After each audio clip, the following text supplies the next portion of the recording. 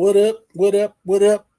It's the Sports Mix. Big Kenny checking in. Got my man Dino Mm-hmm. on my side. What's happening, brother? All right, all right. I'm up in here. Yeah, it's us. It's a duo tonight. Yeah. Another You know what I another mean? another day in paradise. Yeah, duo. You know what I mean? Just gonna talk a little sports. Had some fun with it. You know, NFL had opening weekend last week. Had some pretty good games. I guess the bigger stories are all the injuries.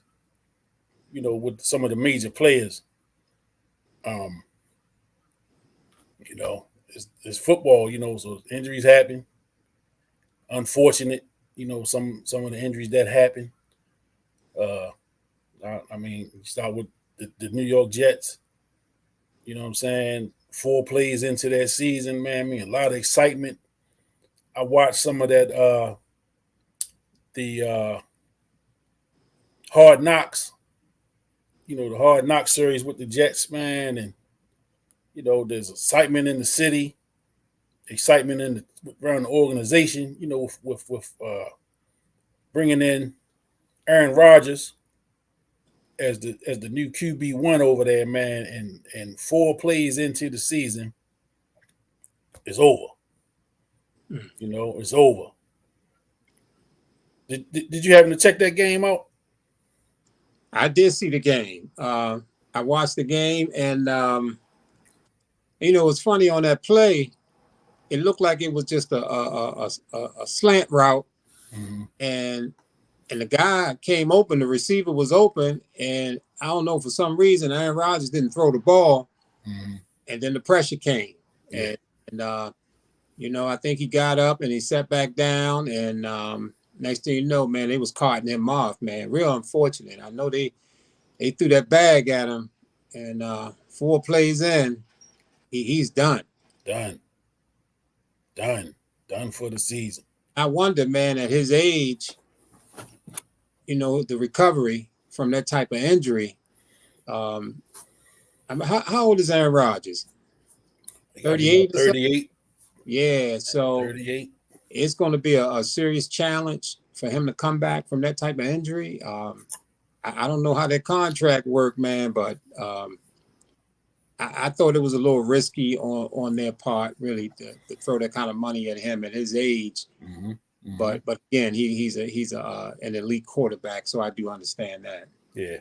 Yeah. I mean, it's just unfortunate, but it go back to something I've said on here before about injuries. You hear people doing a lot of talking about players playing in the preseason.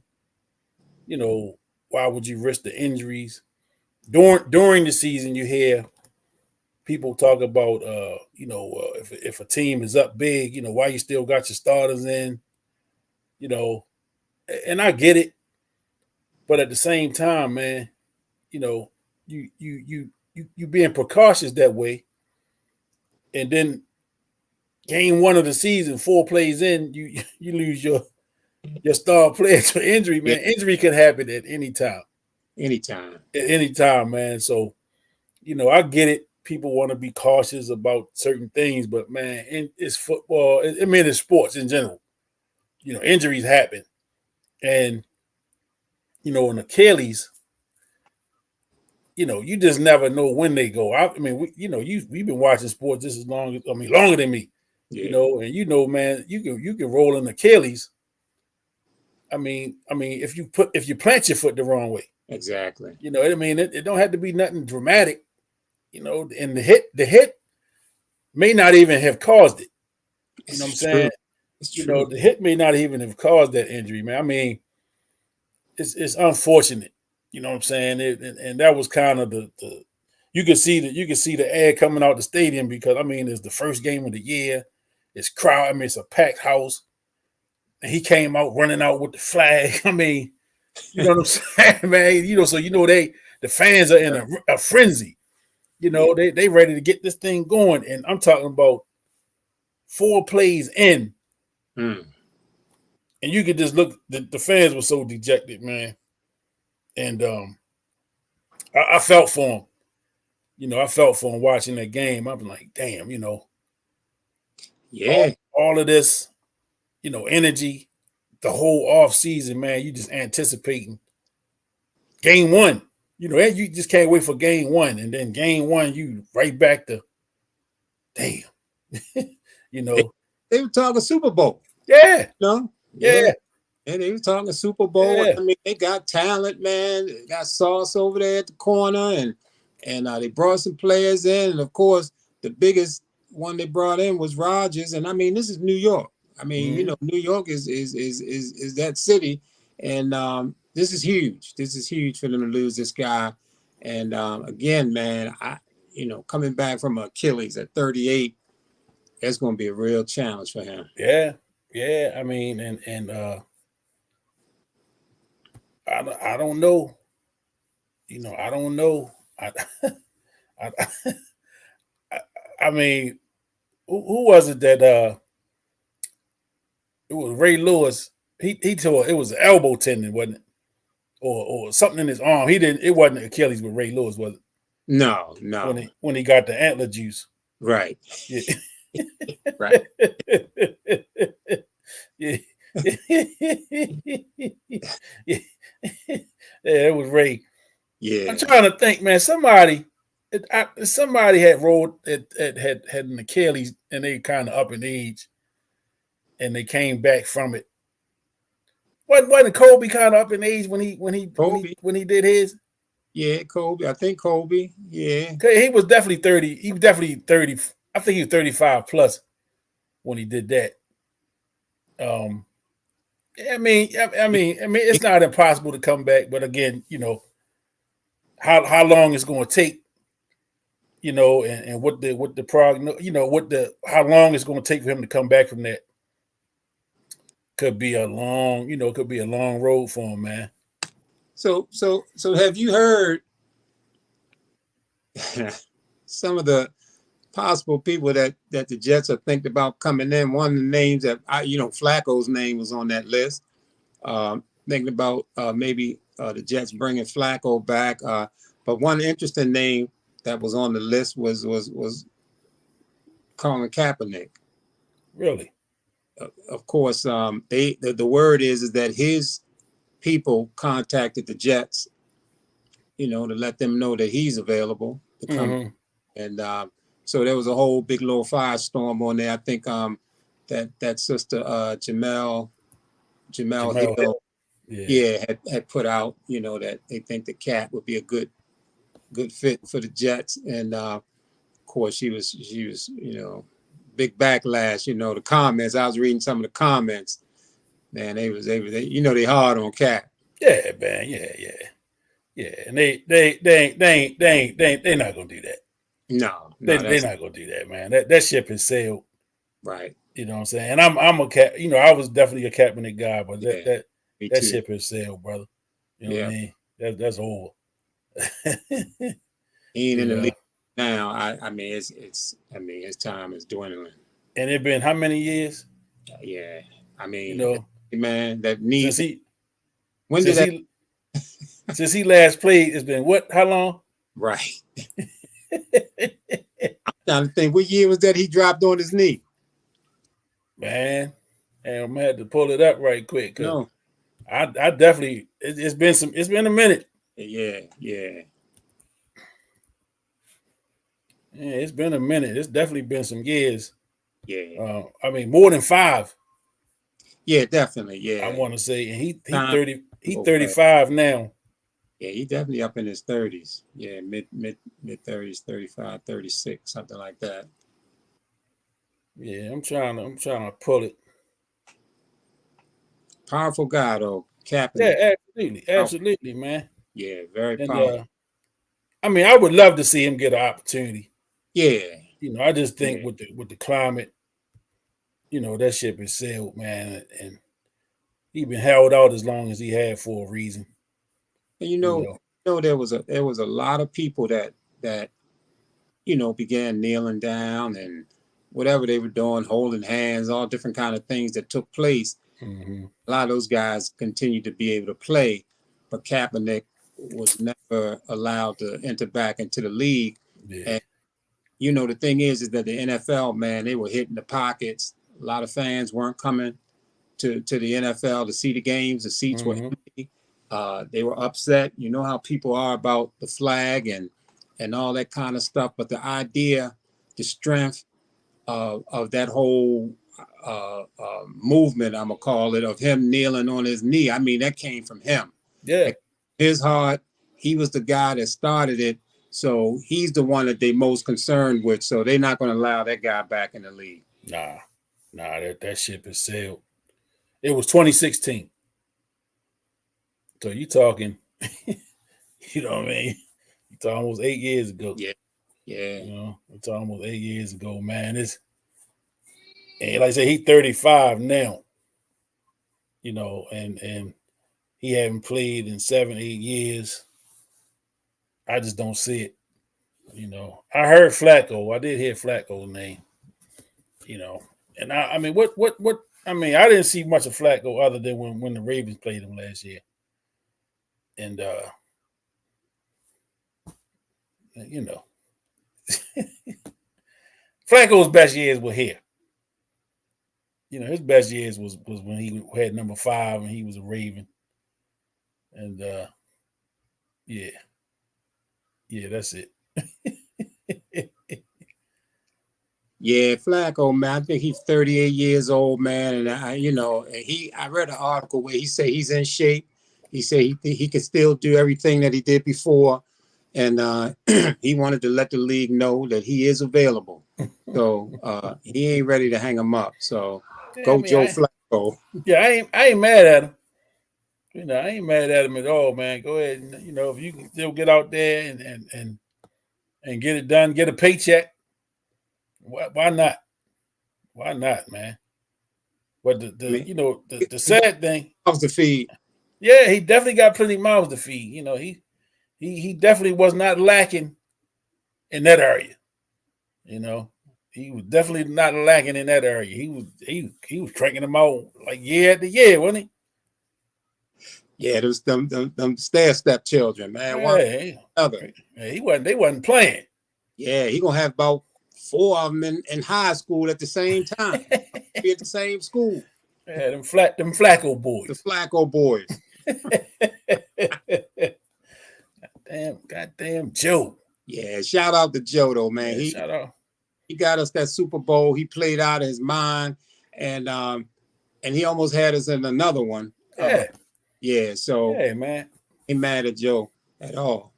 You know, people with Joe Flacco, man, that stuff became such an emotional issue, man, and people was triggered. You know what I'm saying? You know, people picking, as they do. You know, we pick sides. And, well, you know, I'm a Flacco. They did Flacco wrong. You know, he won us a Super Bowl, and you know, and listen, you know, Eric DeCosta and them boys trying to win another Super Bowl. You know what I'm saying, man? Joe, we talking about Joe Flacco. We're not talking about Joe Montana. You know what I'm saying? So, and even Joe Montana, goddamn, got traded. Yes, he did. You know, and I wasn't a fan of that. You know, I was like, man, y'all crazy. Y'all trading Joe Montana. I mean, Steve Young eventually won a Super Bowl. Right. And you know, there is some fluke in that. You know, because the Dallas Cowboys, as much as I'm not a Cowboy fan, them boys was tough. Yeah. And in that NFC Championship game that the 49ers won, you remember they got 3 turnovers in the first quarter, I want to say. They went up 21-0, I think. And still almost lost the game. At the end, Troy Aikman had them, you know what I'm saying? They was in the game toward the end and just didn't have enough. You know, it's one of them games. If they had more time, you know, if they had more time, they may have came back and won that thing. You know? Yeah. So we got a special guest jumping in. A guy. What's up, my brother? Okay. What's going on, my brothers? What's up? Got it. What's the topic for tonight? I mean, we just talking a little football, just talking about them injuries, man. Kind of hit on Aaron Rodgers, how unfortunate that was to go down, in the fourth play of the game. Um, with all of the hype, man, and all the excitement in New York. I've been checking out some of the Hard Knocks, Hard Knocks with the Jets, and Mhm. you knew the excitement was there. The excitement was there, man, and it just to see him go down the way he did in the first four plays of the game, man, was that's tough to watch. Tough Yeah, to watch. I really wanted to see if he was going to solidify himself as one of the greats beyond one Super Bowl Mm-hmm. to lead that team. I really wanted to see that him flex, but unfortunately, man, injuries, and at his age, how can he recover from this? It's just going to be a challenge. Yeah. So who do y'all suggest as a quarterback? I know y'all got some idea. Who y'all want to see as quarterback? So we just was throwing that around. We talked about Kaepernick name was mentioned as a possible, but I already dismissed that. That's not gonna happen. Yeah, That's not gonna happen. They said Joe Flacco. Flacco, his name has came up. I mean, I really don't know who else is out there. They said Colt McCoy. They said what's the quarterback from the Eagles? What's his name? Foles, the Eagles guy. They got Foles. They got Foles and Wentz. Wentz. Atlanta's former quarterback. What was that guy? He's in the booth now. Man. Yeah. They threw his name out there. But really, they need someone that's just not going to make a bunch of mistakes. They need somebody that's going to just control the ball because the defense is solid. So you don't need a super quarterback, I don't believe. Then again, they playing against Miami and New England look good. Oh my goodness! Let me just say this: with all those names y'all just named, they might if they get any of them guys, they be trying to get the number one pick next year. they gonna be in the running for the quarterback from USC next year. They might they got. I mean, they won the game, right? Yeah. Right. They just need somebody to control that ball. Yeah. Emotional game though, And Josh Allen didn't help didn't hurt the cause any. Oh man. That guy. 4 picks. Yeah, he looked like an all-pro, didn't he? Yeah, he was looking a little rough. Josh, he looked like he running for his life. Yeah. Out there. He not gonna make it too long the way he run the ball and try to make a big play every play. Every play, yeah. Sometimes just take what they give you or live to see another play, man. He big strong boy, but he looking at an injury, man. If he keep playing like that. Yes, indeed. Yeah. And he got weapons. Mm-hmm. He got weapons, man. I mean, you gotta trust your guys sometime. Mm-hmm. Just let your guys make plays or just 3 yards in a cloud of dust. I mean, you gotta get creative, man. You can't, like you say, you're not going to be able to do everything. The same knock we hear on Lamar, from fans, they like Lamar tries to do it all and this, that, and the other. Oh, well, he was being a little too cute on Sunday with that ball. Yeah, he out there, like he got the loaf of bread. Yeah. And I seen him as soon as they recovered, he patting his chest. My fault. Hey man, take care of that football, man. Yeah. Because Lamar, they got film on you now, man. You've been around long enough, so they know, you subject to cough that thing up, because he kind of careless with the football, so he'll cough it up. So did y'all talk Ravens already? Nah, we just really been on a couple minutes, so we just kind of getting warmed up. Oh, okay. We was hitting on them injuries first, and then of course, we lost. Well, the Ravens had 4 guys went out. So I know they said Stanley is got a sprain a sprained ankle, or he had a sprained knee, and Linderbaum had a sprained ankle. Yeah. So they kind of day to day, week to week. But you know, Marcus Williams, I think, gonna be out for a minute. But you know what? I can say this about the NFL. You can't use injuries as an excuse because all the teams gonna have injuries at some point. Absolutely. You know, maybe it's good we get them at the beginning of the season rather than the end of the season. Mm-hmm.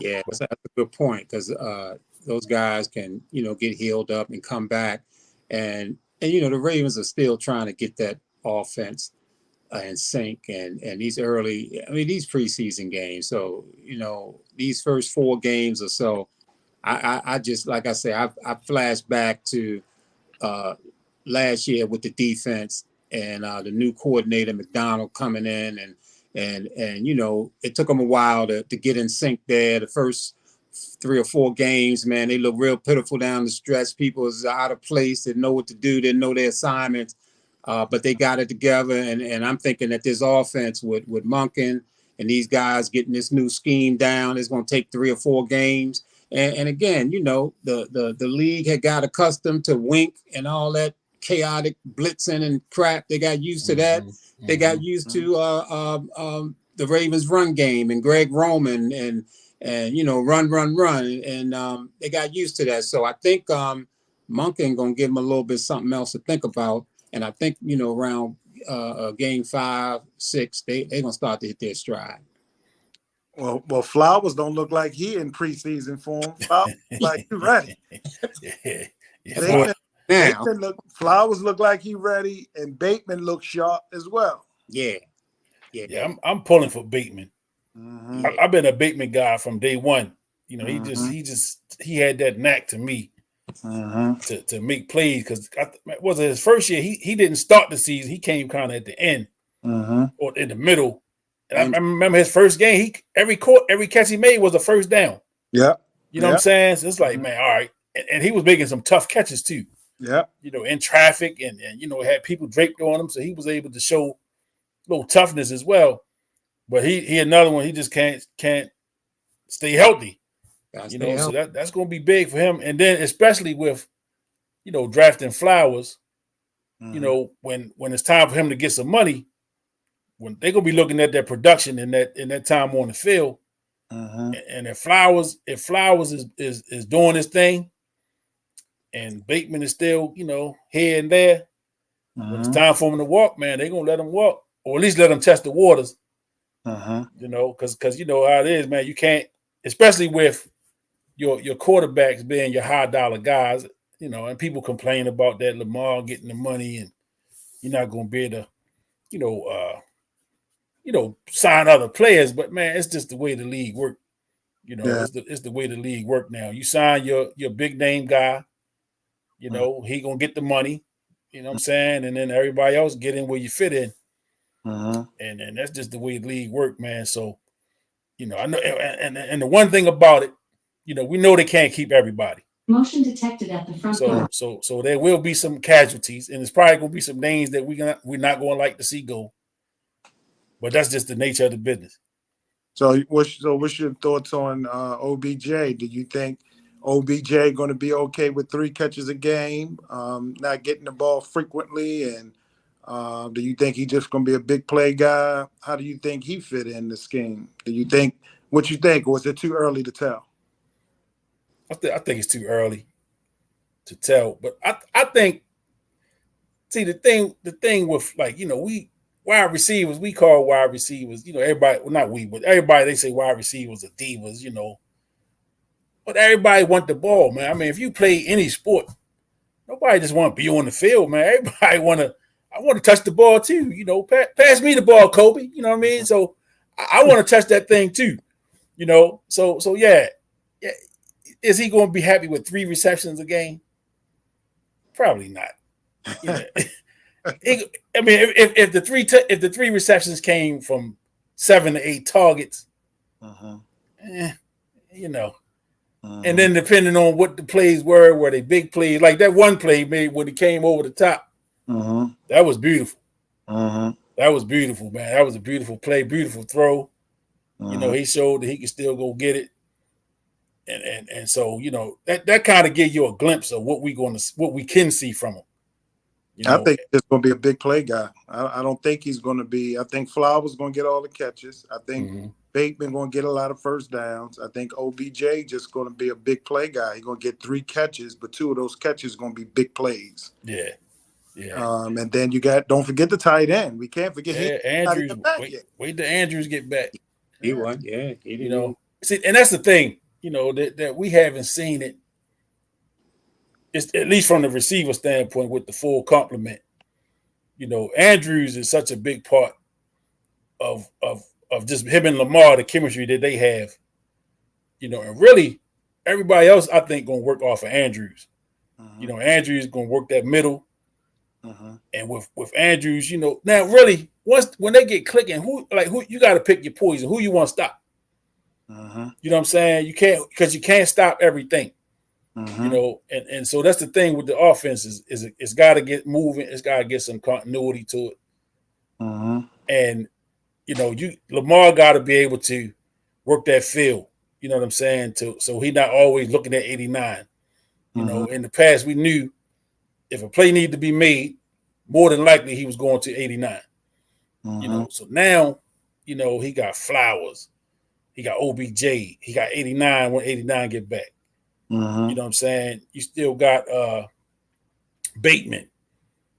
You know, so you got some people that if he utilized this thing the right way, you know, getting guys and mixing it up where he does not always boom, boom, boom right here or boom, boom. You know what I'm saying? If he mixed that thing up and get guys involved in that offense, and you still got Gus, you know, you still got Justice Hill, and then they bring my man up, and I was funny. I thought it was funny that he chose to stay on the practice squad. My man, the kid from the Chargers played with the Chargers. I can't remember his name. Gordon. It was. I thought it was weird because he had an opportunity to go, I think, to Miami, either Miami or Tampa Bay. Somebody down south tried to pick him up, and he said, "No, I'm gonna stay on this practice squad." I found that to be funny. I said, "Man, that's strange." And well, game 1, he got a spot. Yeah. Hey, man, my mama calling, man. I got to get out of here. Know when mama called, man. Yeah, you got to run. Got to run. I appreciate you letting me on, man. Hey, man, it's home to you, brother. You welcome anytime, man. Just let me know when you want to drop in, brother. Tomorrow, I can still count on you tomorrow. You said 7:00, right? Yeah. Yep, I'm good. All right. Hey, I got a powerful cast, man. We're going to House in Morgan and talk. We're gonna do like you do. We're gonna talk about a few things, man. I'm not free at 7. I'll be free at 7:30. Is that too late? That's cool. Whenever you can jump on. All right, yeah. I just remember I got something I gotta do. I'll be done right at 7:30. As soon as you're available, just pop up. All right, Pete. All right, bro. All right, bro. Have a good night, man. Right. All right. My God, Glennie Moore. Cheese, what's up? What's up, Cheese, man? We need you on here, brother. We left a message or something? He in the comments. Okay. He in the comments, you know what I mean? But you know, man, I think that Lamar and Monken did a real good job distributing the ball. I thought that of course they kind of targeted Zay. Yeah. And but also yeah.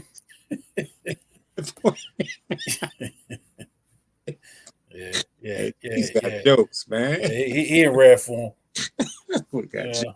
He in rare form over there.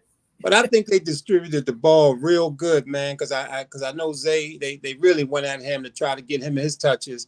And then when you look at Bateman got the ball a few times, and then even when you look at OBJ, man, we talked about it. He drew 2 pass interference calls. That's just as good as a catch. and then he made a couple, 2 or 3 other catches, and again that one you just mentioned over the shoulder, real tough catch, man. Beautiful. So, and then he made a key block when Justice Hill scored on his touchdown. So I think OBJ had a really strong game. I think it could be more challenging when 89 is on the field now, because he got to get his, and then now you're looking at trying to distribute that ball to everybody. It's going to be a little bit more challenging. I think he could do it with OBJ, with Andrews not there, and he basically just ignored Likely in the game. Well, I think Likely had a drop early on. I think I remember Likely had a drop that could have extended the drive, man. So that's like how that stuff is, man. When you point guard and pass somebody the ball, they missing layups or dropping your passes, man. Yeah, you don't get the ball no more. You get that thing back, So and likely had some promise. He showed some stuff last year. Yeah. In the preseason for sure. Yeah, he got big potential. Yeah, so he got the potential, man. He just gotta, sometimes, man, that stage, man, get a little too big for people. And he's starting, maybe he felt like he got to go in there and be Andrews. Just go be you. And that's the thing. Don't get caught up in trying to fill the shoes, man. Go in there and do you. You know what I'm saying? I hope he ain't thinking that. Well, hey, I hope he ain't. It's just almost like we can relate. Terry leave us, and everybody trying to be Terry now. Like, right. Pipe down, buddy. Right. Pipe it down there, buddy. That's Superman we talking about. Shout out to my guy Terry, man. Terry Nolan. Superman in effect. Absolutely. Yeah, so week 1, I got word that there was a parade Tuesday morning in Dallas. They celebrating a Super Bowl. Oh, for real? Yeah, they beat the crap out of the Giants on Sunday night, man. I ran to a couple Cowboy fans Monday morning, and yeah, man, it's like they didn't win the Super Bowl already. Oh man, it's a wrap. We a shoe in now. You know how Jerry Jones carry it now. Yeah, I know. It's the Super Bowl parade before the Super Bowl. Yeah, man, he not gonna miss a party. Right. He ain't gonna miss a party. Yeah, but so I don't see them Cowboys coming up out that NFC. Not with them 49ers, and not with them Eagles. That's gonna be a tough ground. It's definitely gonna be tough for the Dallas. I mean, they look good Sunday because I watched that game. They look real good Sunday. 40-0 is 40-0. Yeah. You know what I'm saying? 40-0 is 40-0. And who did they beat? The Giants. Damn. In New York. I didn't even hear that. Wow. In New York. Wow. I mean, it was ugly right out the gate. Wow. Right out of the gate, man. It was ugly, man. So I just didn't boy get paid in the offseason? Daniel Jones? Yeah, he got a little couple dollars. Yeah. Got a couple dollars, and he came out there and stunk it up. Yeah, they was on his ass early and often. Wow. I don't know how many picks he threw. I know he threw a pick 6 early. And it went from bad to worse quick. I think the first quarter it might have been 21-0. I mean, it was ridiculous. Yeah. Yeah, it was ridiculous early. And I was watching it. I was kind of doing something as I was watching it, so I was kind of distracted a little bit.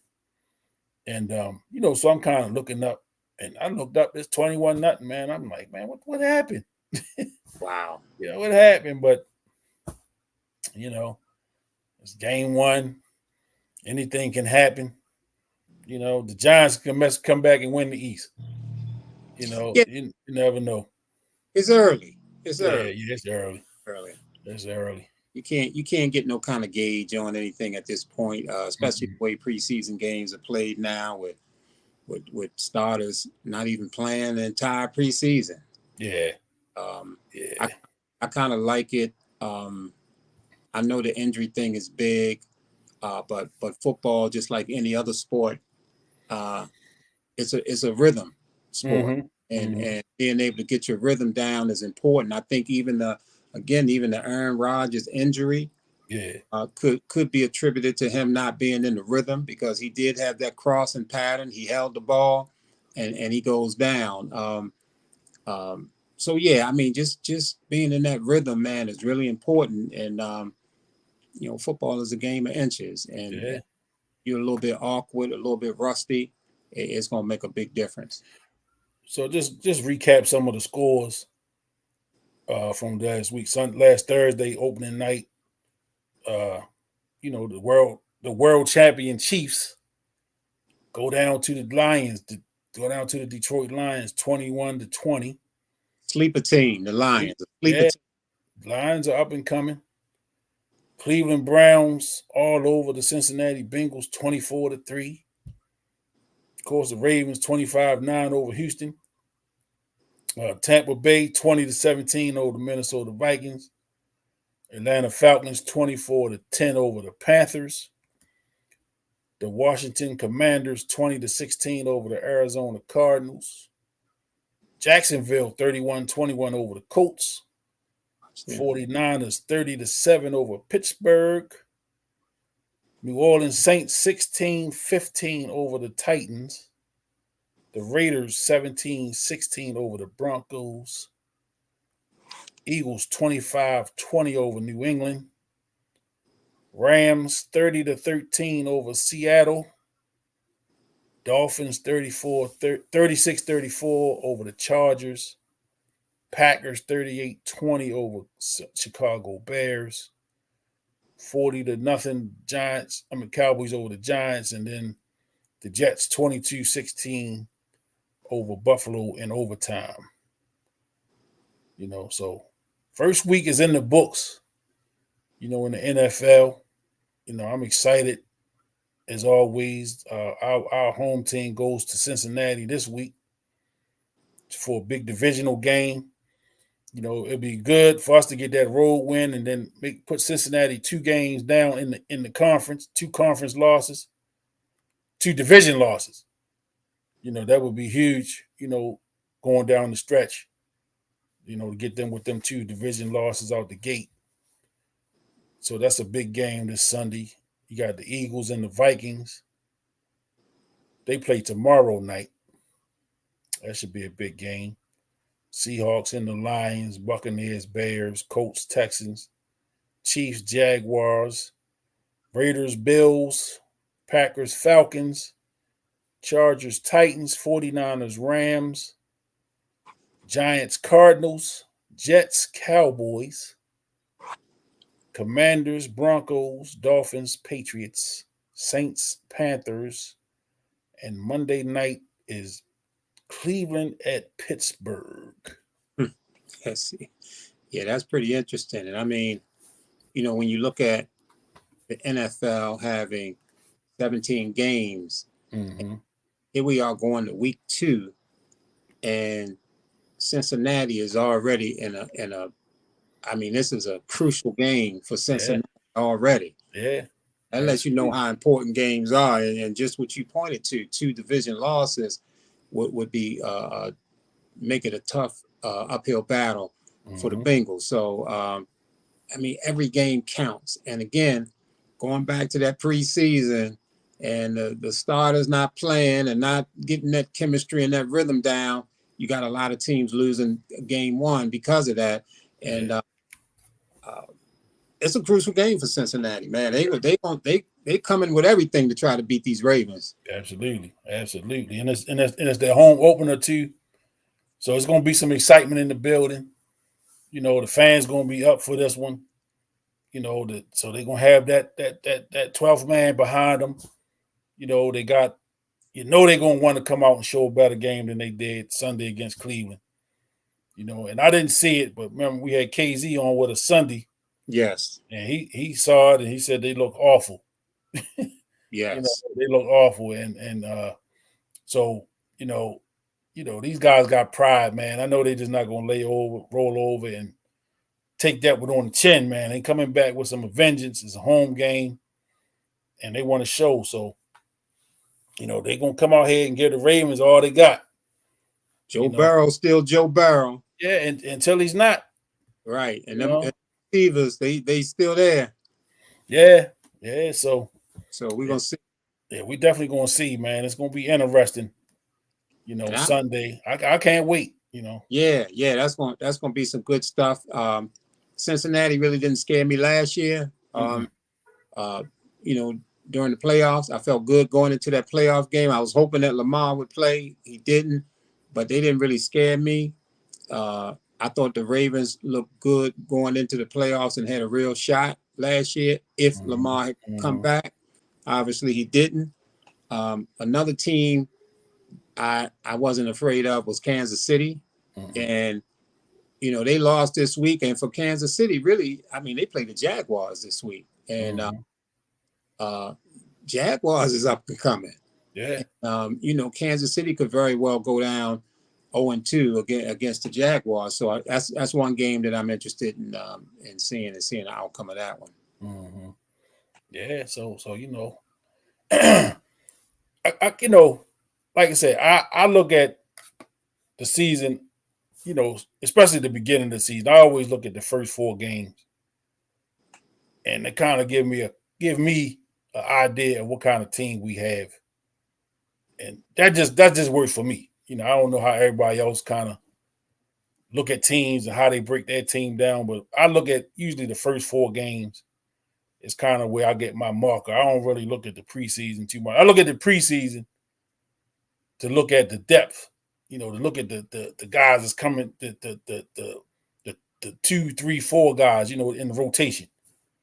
What those guys are going to look like. That's what I look at the preseason for. I don't really look at the preseason and get a determination of what the team going to look like during the regular season. And really, the preseason also depend on how the coaches kind of prepare, their teams. Are they showing you what they got? Most teams don't show you, what their offensive scheme is, and you don't see a lot of that preseason. Everything's kind of vanilla.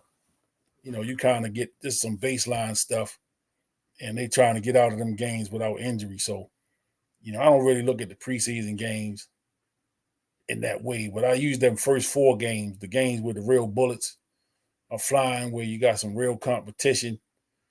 That's kind of how I look at what the team's going to be for the season, And so game 1, the Ravens offensively got some work to do, of course. Defensively, they did the bend but don't break. They didn't give up a touchdown. They gave up some plays, but they didn't surrender any touchdowns, which is, huge, in this league, man. So I'm expecting this week, I think the defense is going to be up for the challenge. Even with the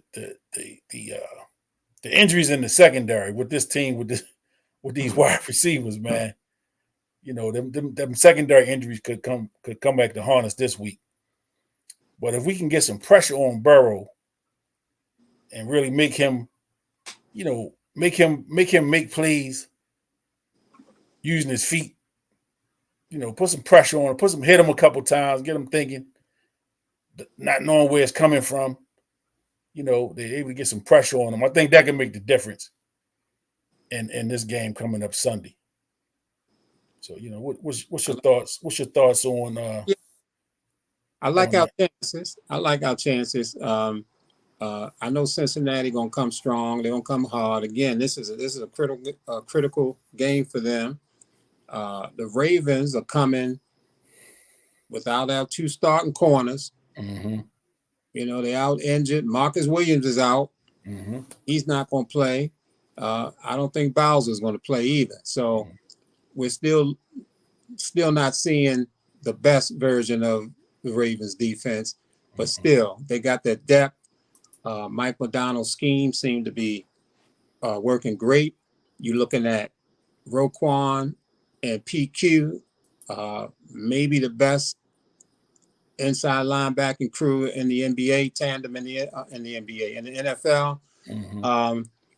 I mean, I just like the Ravens team, man. I think we are a serious Super Bowl contender. I think that Cincinnati felt like they got a gift in the playoffs last year with that play that they scored on, and man, to knock off Cincinnati this week will be big, putting them in a hole. Yeah, well, they know they got a gift. You know, they know what happened. You know, they know they could. I mean, you know, you got the ball on your 1 yard line, and you get ready to take the lead and possibly put the game out of reach. You know, the way the defense was playing that night, that could have did it. That could have put the nail in the coffin. And you know, one bad break, one bad bounce, and you know, we home watching the AFC Championship game. You know, 99 yards. Yeah, A lineman. Yeah. I mean, what's the chance of that happening? Well, it happened. Right. But it happened. It happened. You know, it happened. So yeah, you know, NFL, man, you know, I can't wait, you know, so tomorrow night, big game. So let's move on. Let's move on to our other big topic. You know, goddamn Coach Prime. Yeah. Coach Prime, you know, I told y'all we was coming. Didn't I tell you? Didn't I tell you we was coming? Man, hey. Did you get to check that game out? I did, man. I mean, right now, Coach Prime, the Colorado Buffaloes, they must see TV. Must see. They must see. I mean, you gotta. I mean, and they showing them too. They coming on. I see them on there, and that's the kind of effect that Deion Sanders has. I mean, whether you love him, like him, or whatever, I mean, you gotta watch him. Yeah. And I'm just excited about what he's doing down there. I mean, it's incredible. I think it was for him, I think it was a move that we all kind of knew he was looking, you know, to get a Power 5 job and, you know, a big time college job. We knew that was something in his mind. And based on his history, that's how he is. You know, he's going to follow that money. And he's done that all throughout his football career. So for him to go to Colorado with a team that was 1-11, I mean, he couldn't really go wrong there. I mean, unless he went 0-12. Yeah. So it was really a smart move on his part to go there, knowing that he really didn't even have to have a great year, and he would have exceeded expectations, taking a program that was 1-11, and maybe even if they went 500, that would have been a great success. But you know, Deion ain't the word mediocre, which is really one of the ugliest words in existence, does not exist with Deion Sanders. And ain't no such thing as mediocre with that dude. And he is not gonna. I mean, look at his kids, man. Look at Shedeur, the quarterback. Look at homeboy back there with the 21. The only thing that Shedeur did was mediocre, was trying to do the Deion dance in the end zone. And I think that was less than mediocre. Yeah, that was a little sad. You know? But the effort, I gave him an E for effort. You know, he tried it. He tried it. Yeah, he tried. So you mean to tell me after 2 games, you know, Coach Prime then doubled the win total from last year? That's a good way to look at it. I mean, 2 games in, he's already doubled the win total from last year, man. He need a raise, man. Man, he need a raise. Look, man, we done talked about this dude, man. Deion Primetime Sanders has the it factor. I mean, in so much abundance that I mean, I've went through my brain to think of any other athletes that may have had the it factor more than Dion, and the only one that kind of come to my mind was Muhammad Ali. And I'm talking about whether you on the field or off the field or in the ring or out of the ring or on the diamond or off the diamond. I can't think of any other athlete that has that it factor in abundance like Dion, except for Ali. So, this guy, man, whether he was again in Atlanta on the football field, in Atlanta on that baseball field, whether he was in Frisco playing football, whether he was in Dallas playing football, whether he was in Dallas playing shutdown corner where they were scared to throw the ball over there. The whole game, they refused to throw it, whether he was in the slot as a receiver or whether he was returning punts. The guy had the it factor. I mean, he was catching helicopters from the World Series and the football game. And I mean, and Dion has been a guy, man, who has been bold, man. When some of the commentators said something bad about him, man, he doused them with water. And Tim McCarver. Yeah, Tim McCarver. I mean, so this guy, man, the reality TV show, I mean, that was dynamite. I mean, this guy, man, even when he was a commentator, I mean, he did it all, man. Dion is a prime time dude, man, on the track. He was a speaker on the track. When he ran his 40 at the combine, he come in, run the 40 and jump in the cab or whatever and leave. I mean, before two. Got up out of there. This dude is crazy, man. And I mean, and a lot of times when you see these big time stars or big time athletes, whether they somebody in Hollywood or in the NFL, I mean, they have to have a level of insanity within them, to even think you're gonna make it that big. Sometimes you got to be crazy to even think like that. And I mean, Dion was crazy. I mean, he tried to commit suicide at one point. I remember that. The guy had some mental health issues where he tried to commit suicide. He tried to drive off of a cliff. And so you got a lot of times for you to make it big in life, you almost got to have some kind of insanity going on in you. And Dion got it, and I think he has it under control. But he's must-see TV, man, period. And if this dude, man, take them to a major bowl game, I mean, this is just be incredible. Yeah, man. And I think, I don't think he will be in college past when his boys are in college. So you're looking at another 1 year or two. Yeah. And I think he going to the NFL. He definitely ain't gonna be at Colorado. No. And I think Colorado knows that. Yeah. I think they know that. And like you say, man, this dude is just a dynamic personality. He's the type of guy that's just he's going to win at whatever he does. And you call winning, as a commentator, he brought an energy to the commentating when he was on NFL Network, when he was with CBS. You know what I'm saying? He just had the energy. He brought a different energy to it. He gonna be stylish. You know what I'm saying? You're gonna be looking at him like, all right, what he got on? You know what I'm saying? And now it's just like when he's on the football field. You're looking at him like, what's he gonna do? What's he gonna do this week? How is he gonna wow me this week? And as a coach, he brings that same energy, to the press conferences. You see. They're capturing every moment, with the social media. They're putting out these videos of the pregame speeches, of the locker room speeches, of practice. You get to see Coach Prime, man, be Coach Prime. You get to see, why these kids are really enamored with this guy, why they like this guy, why they feel like they'll run through a brick wall for that guy.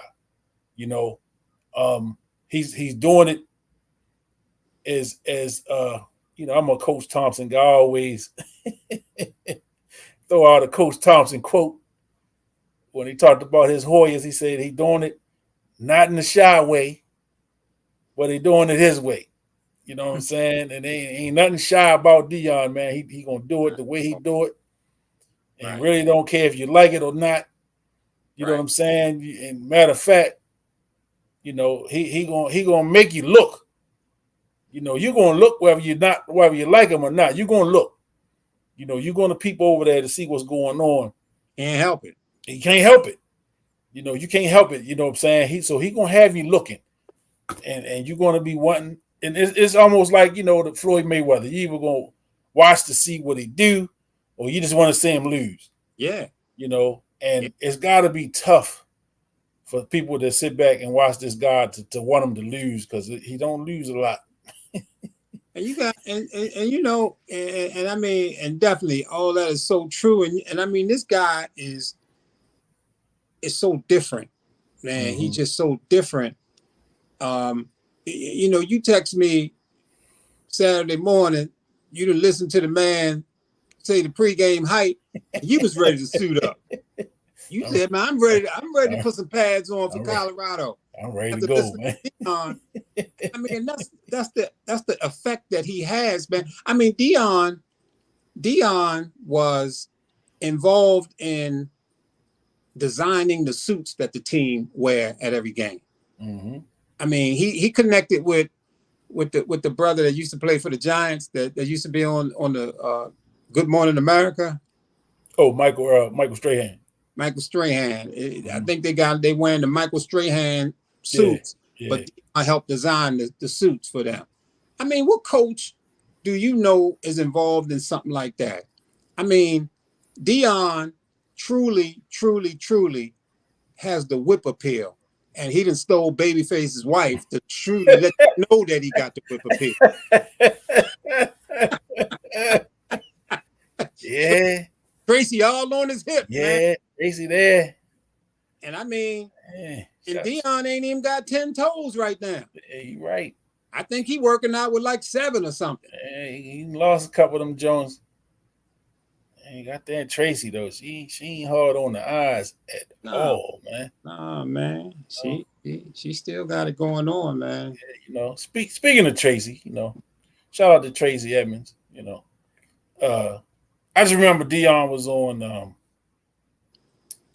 I want to say he was on Tom Joyner the Morning Show or something. He was on somebody's show, and that's when him and Tracy was kind of just getting together, and they had been together for a little bit, so they kind of public with that thing. And whoever the show he was on, they asked him about that, and he talking about how tough of a woman she was. She right by my side, man. We a team. She this and she that. And in true prime fashion, he threw a shot out to Babyface. Is that right? He said, "Hey, Kenny wrote a song about her. you know she bad. Kenny wrote a song about her." I said, "Yeah." Yeah, did he sing the song? Was it the Whip Appeal? I think it was the Whip Appeal. Yeah. Yeah, Kenny wrote the song about old Tracy, and at the time, I guess Kenny was old Whip. You know what I mean? Yeah. I mean, yeah, so he had a younger version. He had a younger version of old Tracy. Yeah. But, I ain't gonna talk about that man's wife. Nah. But he and Deion get along well. I hear they get along very well. Yeah. That's good. That's real adult of them. Real cool. That's real cool. Yeah. I'm happy. Yeah. That that they could do that. But I go. I'm in there eating. Excuse me. But I'm excited, man. Deion just bring a level of excitement to this college football thing. I mean, even when he was at Jackson State. They were must see TV. I just wanted to see. You had to see it. Yes. You had to see what was going on. Melvin, Dr. Melvin Scott, that come on the show with us sometime. He went down there to a game. Matter of fact, I think he said he bought season tickets. Even though he didn't get to all the game, He bought tickets just to support. Yeah. He said he went down there to Jackson, and I think he was on the show with us when he talked. When he was there. Yeah, he was on here with us. So, what I'm saying? He talked about just being down there. Jackson ain't a real big city. You know what I'm saying? The city shuts down. People. What that? I think that thing held like 60,000, 70,000. Before they might have been getting 25,000, 30,000. Yeah. Dion had them. They were selling out. All the celebrities was coming. So for those 2.5, 3 years, the spotlight was on Jackson. The spotlight was on Jackson, man. So, when the opportunity came, and we talked about it here, we had a big show about that moved to Colorado, and we were on both sides of it. On the panel, we had some that understood it. Some of us weren't happy about it, but for the most part, we understand business. And business a lot of times don't make sense to a lot of people, especially when it's not your business. Mm-hmm. You know what I'm saying? And so Dion made a decision to take that show on the road. He packed his kids up. Hey, we going to Colorado. This is what it's going to be. And Travis Hunter came, and he worked that transport portal. I remember his first press conference, or the first time he met with the team, and they recorded that. And he basically telling them dudes in the room, a lot of y'all days here is numbered. I would go ahead and go ahead and get in that portal now. And it may sound harsh. But it's the reality. You know what I'm saying? It's the reality of the situation. And so, Colorado, man, like you say, man, he in 2 games, he done doubled the whole win total from last year. Yeah, pretty amazing, man. Pretty amazing. And I'm thinking, when after watching them play the first couple of games, and yeah, it's still early. It's awfully early. But watching the first couple of games, the thing that I see that will clearly take Dion and this team into contention for national championship is when he starts to get those big guys on the line. And I think if there's anything that might be lacking a little bit is some of the defensive linemen, or maybe even some of the offensive linemen. He has all the skill positions down. Those guys flock to Dion, man, without a doubt. The receivers and the corners and these electrifying running backs and stuff like that. He's got that down. And now these big guys going to come in. Next season, when he bring in some of these linemen, these highly recruited linemen and some transfers in that portal, I mean, literally, I ain't counting them out this year.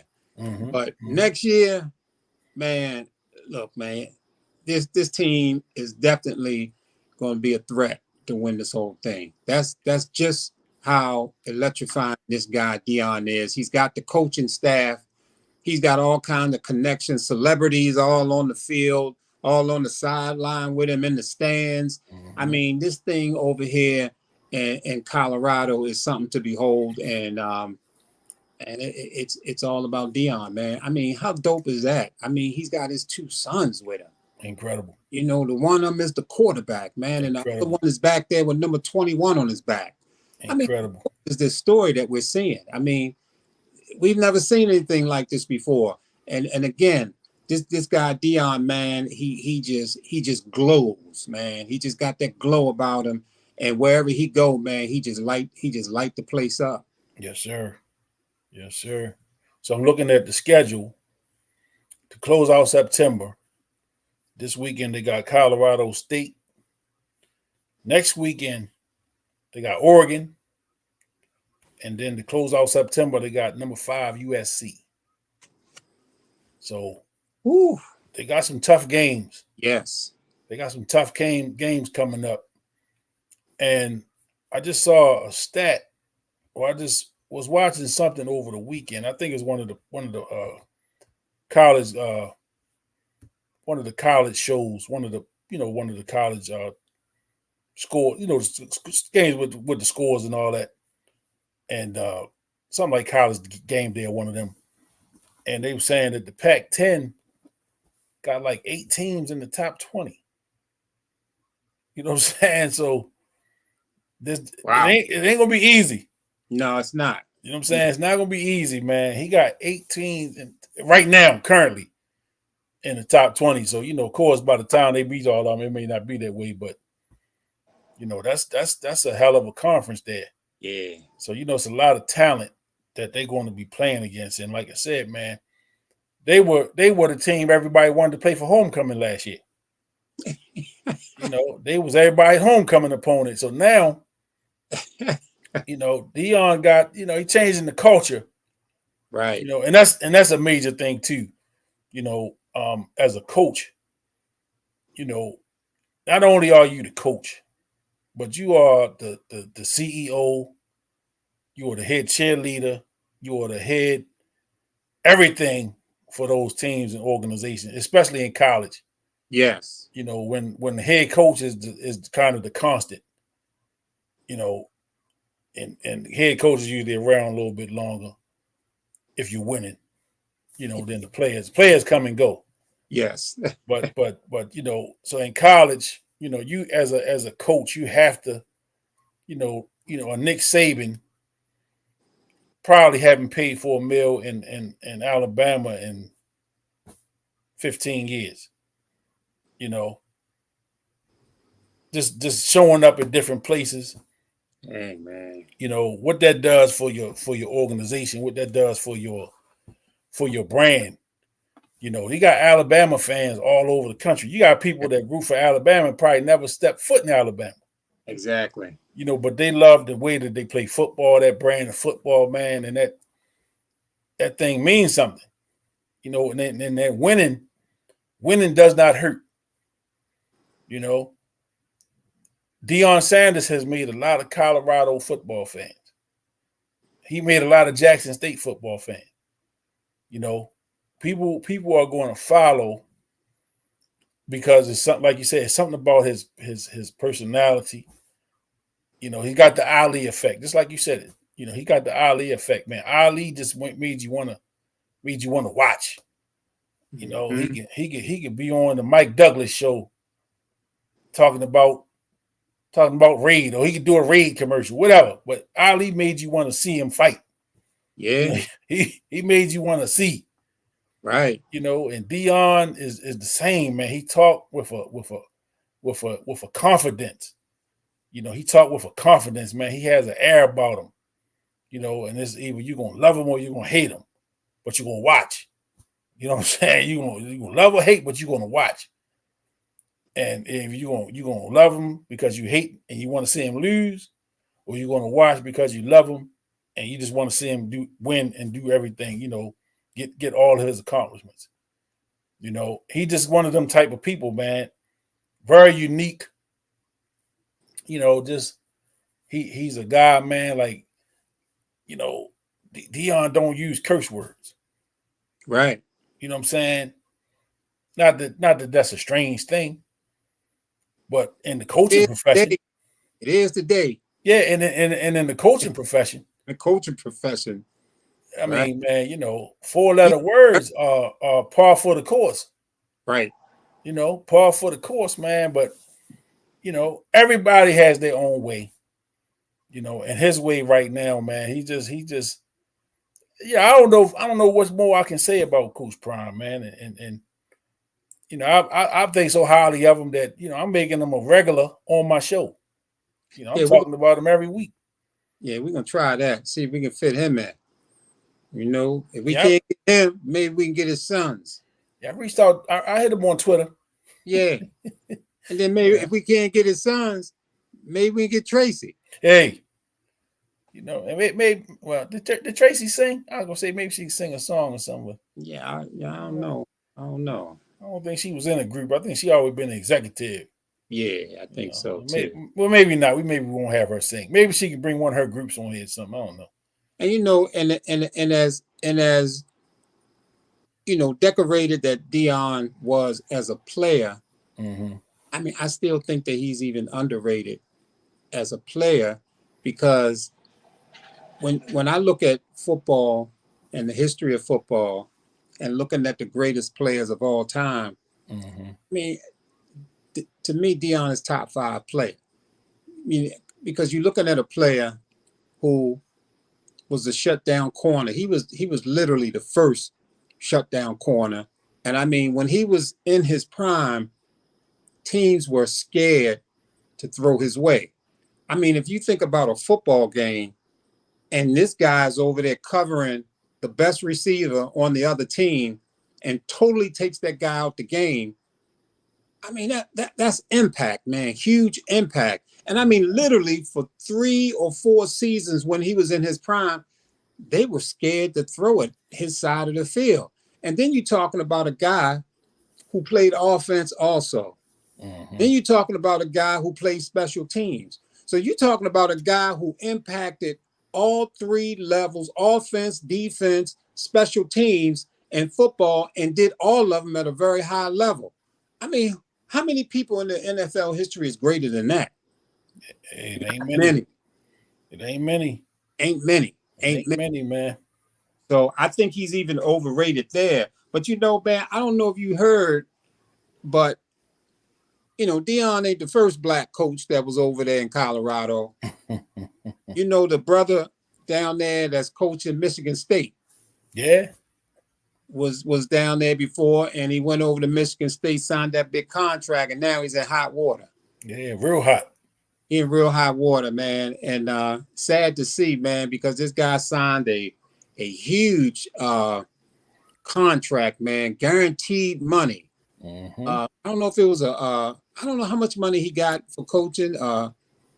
80 million guaranteed or something. I can't remember what it was, but it was a huge amount of money. Big number.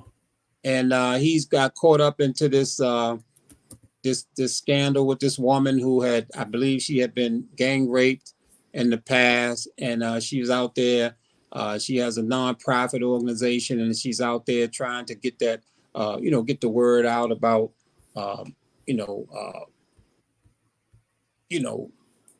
women and protecting women and not abusing women, and she connected with Michigan State. And now she's saying that this coach, you remember his name? I can't even remember his name off the top of my head. He Mel Tucker.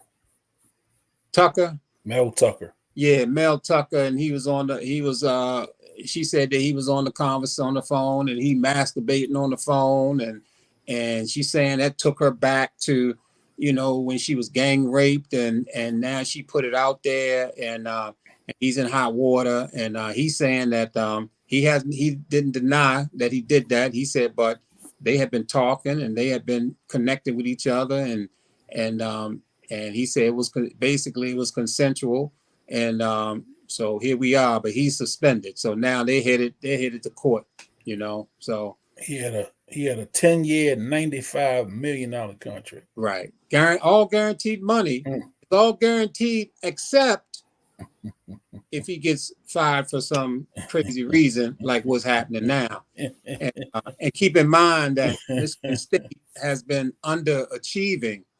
So, I'm just looking at this whole situation with a little bit of a crooked eye. I mean, I'm open-minded to the situation, but I'm going to pay attention to this one. Well, let's just call it what it is. Let's just call it what it is, man. They need that money back. They want that money back. They want that money back, man. And we got to get them on something. We got to get him out of there. We got to get him out of there. So you go ahead and talk nasty to him. You talk sweet to him. Yeah. And see how far he'll go. He went there. And they said, we got him. That's right. Got him. Go ahead, girl. You got him. You got that whip appeal. Go ahead. Don't whip it on him. Whip it on him. Over the phone, though. Over the phone. Over the phone, though. We don't want, we don't need no, we're going to do this over the phone now. Right. FaceTime, some shit like that. And Mel Tucker married too now. Let's not forget about the deal. So yeah. He got to deal with mama at home. Yeah, well, he's usually Howard. usually these guys are married when they get caught up in some shit. Yeah, You know. yeah. And You know, so, problems in the household. You know how they go. yeah, I know. You know. We all use the same excuse every time. You know, no, it ain't going good. The marriage, it ain't going good. We sleep in separate rooms. Yeah, we ain't sleeping together. Right. You know, but hey, what you gonna do? Yeah. What you gonna do, man? It is what it is. You know, old Mel Tucker, man. 10 years at 95 million. It was I hate all this. Yeah. Yeah. I mean, I hate to see him. I hate to see him had to fight for that. You know, because he earned it. You know what I mean? He earned the money, but there are records of them talking on the phone a lot. Mm-hmm. You know, they over I think over a couple of years. So I'm just saying that, you know, there is evidence that they've been coordinating. I know that there was some business connection with them, with her organization, and coming and speaking to the Michigan State team and school, and a lot of that going on. But there's a lot of conversations, a lot of phone records, a lot of text messages, a lot going on. And even when that supposedly night that he masturbated took place, she still continued to deal with him. They still talk. So I'm saying this is not a clean cut deal, but, you know, sort of like they did Michael Irvin and booted him off of ESPN. They pretty much suspending Mel Tucker, and we'll see what happens. Something to pay attention to, though. Yeah, definitely something that keep your eyes on, you know, moving forward. It's just I just hate to see these type of things, man. You know, because what usually happens is you know, we try to tell the story before the story's been told. You know, we always tell people, you know, you get your day in court, or you know, you're innocent until proven guilty. That's not the case no more. I mean, I don't know that it's really ever been the case. Right. In the media, in this age of media, man, you know, you get to make an allegation, and as soon as you've been just an allegation has been made, it's pretty much like you did it, you know, and they're gonna try to play this thing out in the media. You know, they're gonna put all this information out in the media, and really, you know the game, man. You know, I know you know. I know if I don't know, nobody know. I know you know. You know I know. You know what I'm saying? I know you know. You know what I'm saying? And you know, we can talk about that OJ shit, man. But you know, they gonna throw everything out on that wall and see what stick. Hell yeah. I mean, they're gonna be throwing darts everywhere. Boom, boom, boom, boom, boom, boom. Hell yeah. And it don't have to be true. It don't have to make sense. But if we put it out there and somebody buy it, all right, we're gonna go with that. Let me ask you something. Run with that. Yeah, go ahead. Do you know anybody in Idaho? Absolutely not. There could be a female in Idaho who gets your information and can make a claim that you raped her. They coming to lock your ass up. Absolutely. They will lock you up. Absolutely. I mean, just based on her saying that. Yep. What kind of system is that because somebody make a claim that you did something, they will literally just come and lock you up? Unbelievable. Something is wrong with that. Unbelievable. And it's happening every day. It's happening every day, man. Something is wrong with that. Every day. You know, that's how ridiculous that is. You've never been to Idaho. Never. You don't know anybody in Idaho, but some hoe in Idaho could make a claim that you raped her, and they're gonna lock you up. And they come to get me. Ain't gonna put me on the news. Yeah, they make a big deal out of it. Man, put me all on news and everything. Well-known sports mix host Kenneth Wilkes. Yeah, my number's gonna go up then. Right. You know, them subscribers gonna go up then. You know, but yeah, Exactly. man, it's Exactly. unfortunate, but this is the world we live in. You You know, you had 3 million followers by the time you get up out the jump. Oh man, and you talking about, you know, they make. I mean, it's funny. You know, when you know, Trump used to talk about fake news and all this stuff. I mean, fake news is really where it's at right now. Yeah. You He know, was on point with that. yeah, he was on point with it. I think his methods was a little misguided. Yeah. You know, but he was on point with it, man. And people, again, you know, people are able to capitalize off anything. You know what I'm saying? And fake news. I hear people yelling fake news all the time. Yeah. You know, at everything and stuff that's not even fake news. I mean, Right. you know, it's just amazing. You know how everything has become so. You know, it's almost, you know, you go find what your flavor is. You know what I'm saying? So if you are, you know, a right leaning political guy person, you go on to Fox. You know, if you were left leaning, you know, you go on to CNN. You know what I'm saying? And one really don't go to the other, you know, because they don't particularly like or want to hear what's being said over there, regardless of whether it's true or not. Excuse me, whether it's true or not. You know, because I like to hear my information this way. You know what I'm saying? So I'm gonna just sit over here and I'm going to listen to this. I'm not going over there to hear that because they're not saying what I want to hear. That's crazy talk. Yeah. You know what I'm saying? That's craziness, man. You know, and here at the Sports Mix, you know, we don't really do politics like that. You know, now we may touch on some issues that are not popular, you know, by many, and some issues that make people a little uncomfortable.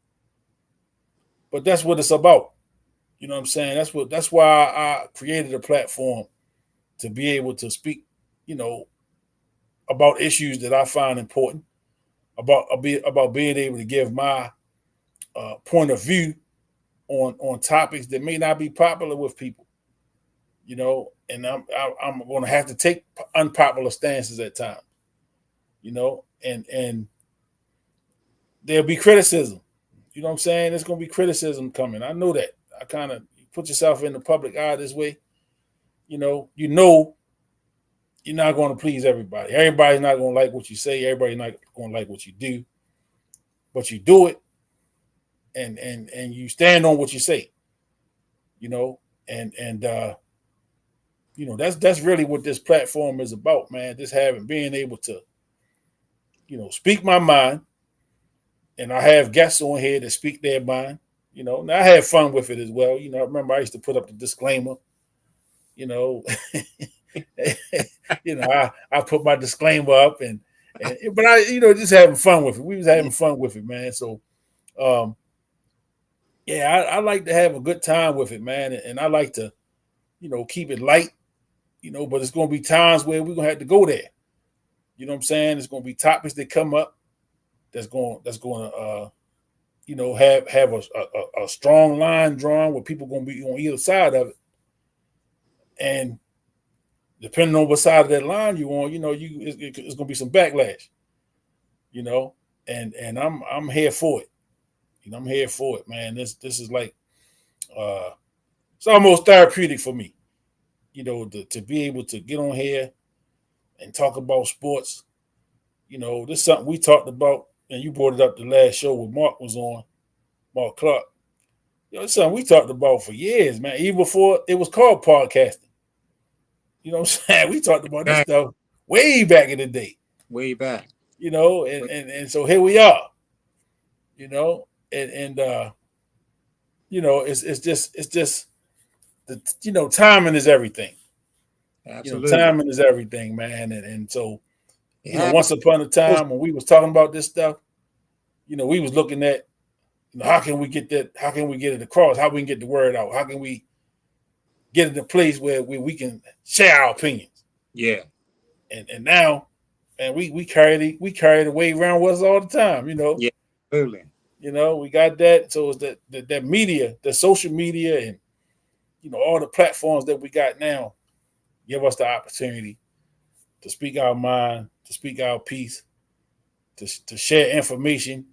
So it's really about what you do with your piece of this World Wide Web. And this is how the sports mix came about, man. I felt like it was time. We almost at the 2-year anniversary point. Toward the end of October. We growing. You know what I'm saying? Got 260 some subscribers on YouTube, and that's not with a big, media push. I didn't have a big push, man. It's really word of mouth. I just tell people, and they tell people, and I've got some people that found me on the internet some kind of way, and they like my stuff. So that's what it's about, man. Just being able to give opinions and talk about things in a way that I'm able to get my point across. And the beauty of it, if you don't like it, you don't gotta watch. You don't gotta watch. So that was my little rant there. And I mean, that stuff is really on point. And I think it's important, for people to know the evolution and how things come about, and just to know. And I'm sure a lot of your listeners do know that, it's called the Sports Mix, and you got a history of being up on them turntables. Mm-hmm. So when it comes to mixing music, you have a skill of quite often having two of the same songs on the turntable and mixing the same song to bring some juice to that song, but also, mixing two different songs to blend it and bring another song in. Mm-hmm. So being able to do that musically is sort of very similar to being able to mix in the ideas that you're mixing in on this program, on this platform. So even your DJ skills come into play on this platform. So all that's about you can be displayed here, and then at the same time, coaching. Mm-hmm. And a lot when you coaching any kind of sport, and your big thing is basketball, coaching basketball, and you're bringing in kids from different backgrounds, from different places, different mindsets, different levels of capability, different levels of intelligence, and you're bringing them together, to win, to form a team, to do the best they can. And so you've shown the ability to be able to handpick people to even come on this show the same way you're able to put a basketball team together. So a lot of what you've done in your life is definitely, it has a big reason. It has a lot to do with you being where you are right now and doing what you're doing, and doing what you're doing, how you're doing it. Right, absolutely. And sometimes I don't even see the correlation, you know what I'm saying, of team building. Really the group of guys that I reached out to, and I'm still, I'm reaching out to people every day. I just met a dude last night that our daughters play softball together, but he's a coach. And I put the offer out to him. He definitely said just let him know when I'm ready for him to come on. I thought tonight was too soon. I just really met him yesterday, so I said I ain't gonna hit him up just yet. But I'm gonna have him come on, man, one week and talk some football, because he really, really, really knowledgeable about the game. I've heard him talk football, So I'm not gonna give the name up, but I'm gonna wait till we agree to have him on, and have him come up, man, and really talk some football, man. And he really gonna bring something to the flow. You know what I'm saying? Real knowledgeable about the game. He's a football coach. Been in Baltimore City football, Baltimore City schools. He's back in the area now, so he's been gone for a few years, but he's back in the area now, man, and already making an impact at his new place. So I'm not going to Yeah, say don't, who it is yet, just don't yet. let But the cat out the bag yet. yeah. Yeah. But I told him, I said, man, I'm watching you. I like what I see, and I just see what he putting on social media. So I haven't been like to practice or nothing like that. I just seen the social media stuff, and just it just show you, man, that leadership is something. I don't think you can be taught. You know what I'm saying? I don't think you can be taught to be a leader. I think leaders are born. And everybody can't do it. And I say it all the time, man. With coaching, I'm not Coach K or nothing. I'm not this great coach like that. But I understand people. You know what I'm saying? I understand people, man, and I've made a connection pretty much everywhere I've been coaching. You know what I mean? Like, kids generally like me. You know what I'm saying? And I feel like I've impacted them in a way that something that I said is going to stick with them, for the long run. And that's really the hope too with the sports mix, is that I look at the connections of guys that's come together, man, and a lot of y'all guys wasn't friends before this. You know what I'm saying? Y'all basically, Right. the common denominator is me. You know what I'm saying? That's not patting myself on the back, but because I've been able to bring people together just to do the sports mix. Friendships have been formulated outside of that. Mhm. And again, I think it goes back to the point you made is, understanding how to put a team together, and understanding what that team needs, and I don't always see myself sitting in this seat either. I see myself, behind the scenes, quarterbacking somebody else's situation or quarterbacking another situation, and bringing that to light. You know what I'm saying? So I got like I say, I got ideas of what I want to do with this thing. Um, Building the team, really putting the squad together, man, to do some really big things. And when I watch a lot of podcasts and I listen to a lot of people tell these stories, man, and the interesting thing is when you hear people that's got the big stage now and they talk about how they've been doing this thing for 5, 6, 7 years, Yeah.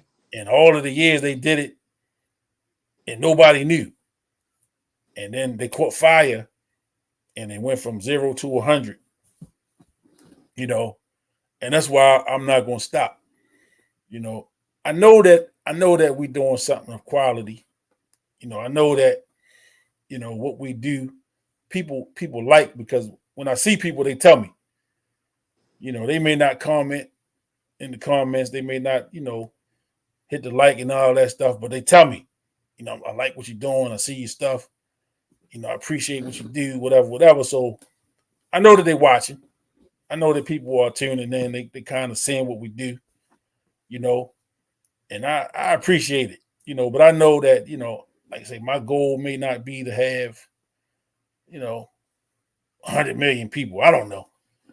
But I just want to keep doing it. If I get 1, if I get 2, if I get 10, I'm gonna rock out with that. You know what I'm saying? I'm gonna rock out with that, man. And I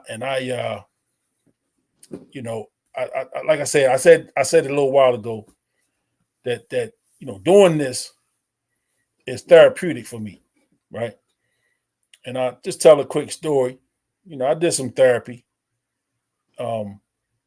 I've done some therapy, man, and I one of the things I talked to my therapist with at the time was, the want to do sports, to talk sports, and I was kind of on the fence about how I should go about it, what I should do. So this was during the pandemic. This was right around the time when The Last Dance had came out.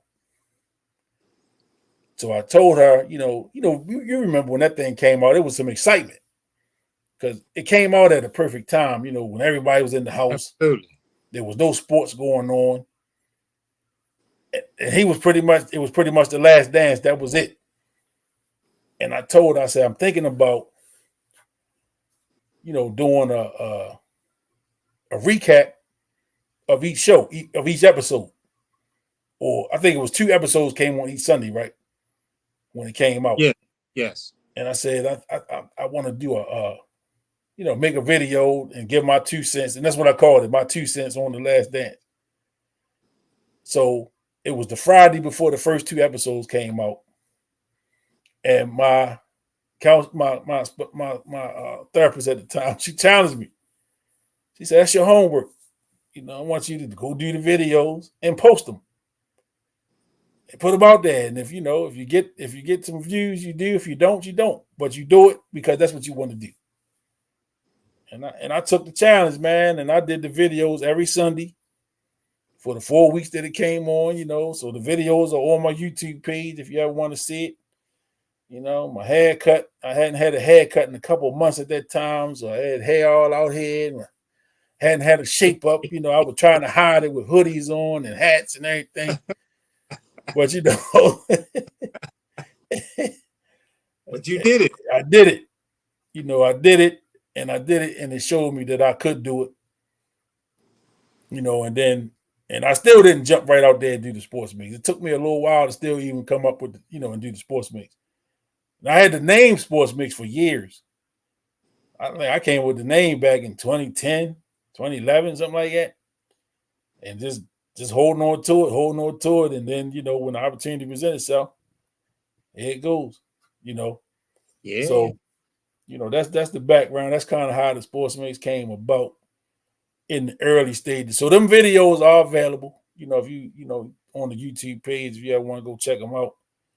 My 2 cents on The Last Dance is 4 videos. No negative comments will be accepted about my haircut or my shape ups at the time because it was a pandemic going on and the barbers wasn't cutting hair. And I was in the house for like 3 months at a time, without being able to see the barber. So no negativity will be accepted. Talking about my haircut. Yeah, but you got to, you got to consider though. You mentioned that you're coming up on your 2-year anniversary of the sports mix. But you have to consider, within those 2 years, you had, even having the guy, what was it, KZ? Yeah, Gonzalez. Yep. Yeah, even having him, he's a media guy with Press Box. Getting him on the show was a nice move there. You think about having, arguably, the greatest Baltimore hoopster of all time, Reggie Williams, NBA star, having him on the show was tremendous. Even having Mark Clark, man. Mark Clark, man, was a huge name with on the radio. Still in the media now. Having him on the show pretty freely. So of course, our guy Terry Nolan Jr. coming on the show, and then I know from talking to you a lot of the things that you have in the works. You're yet to mention the folks. So. Just in a short period of time, 2 years, just kind of easing into it, like you say, with no fanfare, and but when you kind of look back over, what has taken place, things that happen. Even Glenny, having Glenny Moore on here. Glenny was I think he was all MEAC receiver with Morgan. Yeah, absolutely. Accomplished on that football field, and the doctor that you had on the show, Melvin. Yeah. So for sure, man, a lot has happened in those 2 years, man, and so the evolution of the sports mix is something really to behold. So it's happening, and to focus on trying to get followers and all that stuff, and trying to get likes and this and that. Of course, that's not the focus, and that's ain't never going to be the focus. The focus is putting out good quality material and doing what's in your heart. And that's the key. That's important. And when you do that, it will be therapeutic for you. Yes, sir. Yes, sir. And that's that's the game, Absolutely. just putting that content out, that I believe in. Put the content out that I believe in. And another avenue that I want to cross is something that I want to do. I want to extend the invitation to all of the fellas, that's been a part of, the sports mix, to give y'all the opportunity, man. When you got a hot take, that you want to get out, you can post them here. You can post them here on the sports mix, man, and it helps you, it helps me, it helps us all, help us all to get that thing out there, man. So, again, I got some ideas about, how I want to do things as far as, building the brand and extending the branches, man, where, I'm extending it to, to you. And I know you got some things that you want to do outside of the sports mix. Charles Brooks, CB. Yes. Man, CB got some things that he's working on. And he's working on his video portion. He does great writing. CB is a writer, man. A lot of people don't know, man. You can follow him at the Brooks Blackboard. Google the Brooks Blackboard. Great content, man. He talk some political stuff, man. Brooks is a very intelligent dude. He's got a wealth of knowledge, and he's looking to expand his profile. Cheese had a podcast before I did. He kind of pushed me into this space. Neil, my guy Neil that comes on with us sometime. He's doing some things on the social media tip. So, we all have our different avenues. Everybody's not sports specific, but we all have our thing and we trying to do something, man. So it's like, you part of the family. Like I told Glenny, man, hey, anytime, man, you part of the family now. Mark Clark, part of the family. So these guys that have been on with us, they talk. We able to get into the round tables, man, and really chop it up and have some fun with it. That's what it's about, really, because it's going to get to that next level. You know what I'm saying? It's going to get to the point where, we're going to be sitting in a studio somewhere or on some kind of location and we filming it and we all in the room together and we, getting it. This platform is cool for now. The StreamYard and the Zoom and all the stuff we've done. Yeah, that's cool. But, at some point, we're going to get to the point where it's going to be an actual studio where, you know what I'm saying, we got the actual props and, we're going to have some visuals, man, and have people coming in and it's going to be a good look. You know what I'm saying? It's going to be a good look, man. And I see it. The vision is there. I see it. And I see it coming together, and like I say, man, it's going to be space to do so many different things. I know we had talked about, being out at a venue, while the Ravens game is on, or maybe even a Colorado game, and being at a venue, man, and having folks out, man, and just kind of, doing a show, but just mingling with people. Mingling with the folks, man, and just having a good time, man. So it's just a lot of different things that I want to do, and I'm going to do with this platform, man. And I've met a lot of people in the last 2 years in this space. That's podcasts. There's a lot of people that's got podcasts right now, and some people's stuff is at higher levels. Some people are doing it a little bigger. Some people, got a little more money, to do some things with. So, I ain't worried about what I don't have at this time. I ain't really worried about that. But I'm trying to learn from everybody. You know what I'm saying? I'm a sponge, man. I'm trying to, see what's going on over there and what I could take from over there and bring it over here to make my situation better. You know what I'm saying? So I know right now, you know, we ain't where we going. Well, we going somewhere. You better believe that. And you know, I'm not one that's gonna be like, well, you know, you wasn't ride with me in the beginning, so don't ride now. You can jump on that bandwagon. Yeah. You know what I'm saying? You can jump on. You ain't had to believe you ain't had to believe in me in the beginning. Well, if you believe in me now, that's cool. You know what I'm saying? That's cool, man. Mhm. So, you know, I want to make every Wednesday. Right now, Wednesday is the night. Look like that I'm gonna be able to do the most. So I'm gonna try to come back every Wednesday. You know, do a show. So I'm gonna start advertising it that way. You know, Wednesday night sports mix. You know, I know. You know, you ain't gonna be able to make it every week. We all got stuff going. I might not be able to make it every week. Right. You know, but I'm gonna try to keep Wednesday, and then we'll do the Sunday. You know, we'll try to recap the game a little bit, talk a little Ravens. You know, uh, I'm working on some things. You know, like me and you talk. You know, so I got some things in the pipeline I'm working on. It's a lot So to talk about. yeah, Talk about, yeah. man. Orioles, we got some Orioles rolling. You know, all the other stuff you got in the pipeline, you know. Mm-hmm. We haven't really we weren't able to really dig into our little sister Coco winning that big Grand Slam event. Oh man, US and I didn't get to see it. No, Yeah, I didn't get to see it, man. I'm kind of upset that I didn't get a chance to watch it. huge win for her, man.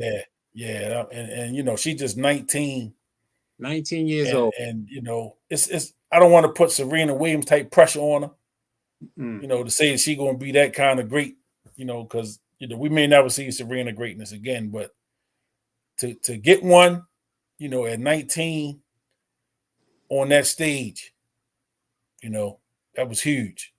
Yeah, Huge. Shout out to congratulations to Coco Golf. absolutely. You know, shout out, man. Congrats. Just keep up the hard work. And you know, you brought up a great idea as well, just highlighting the women in sports. Absolutely. You know, and I feel like at some point, you know, we're gonna have to definitely uh take that dive in, you know, and really start highlighting some of our great female athletes because I don't think they get the props No, that they they don't. deserve, you know, unless you're a Serena. You know, Right. Serena still didn't really get what she deserved.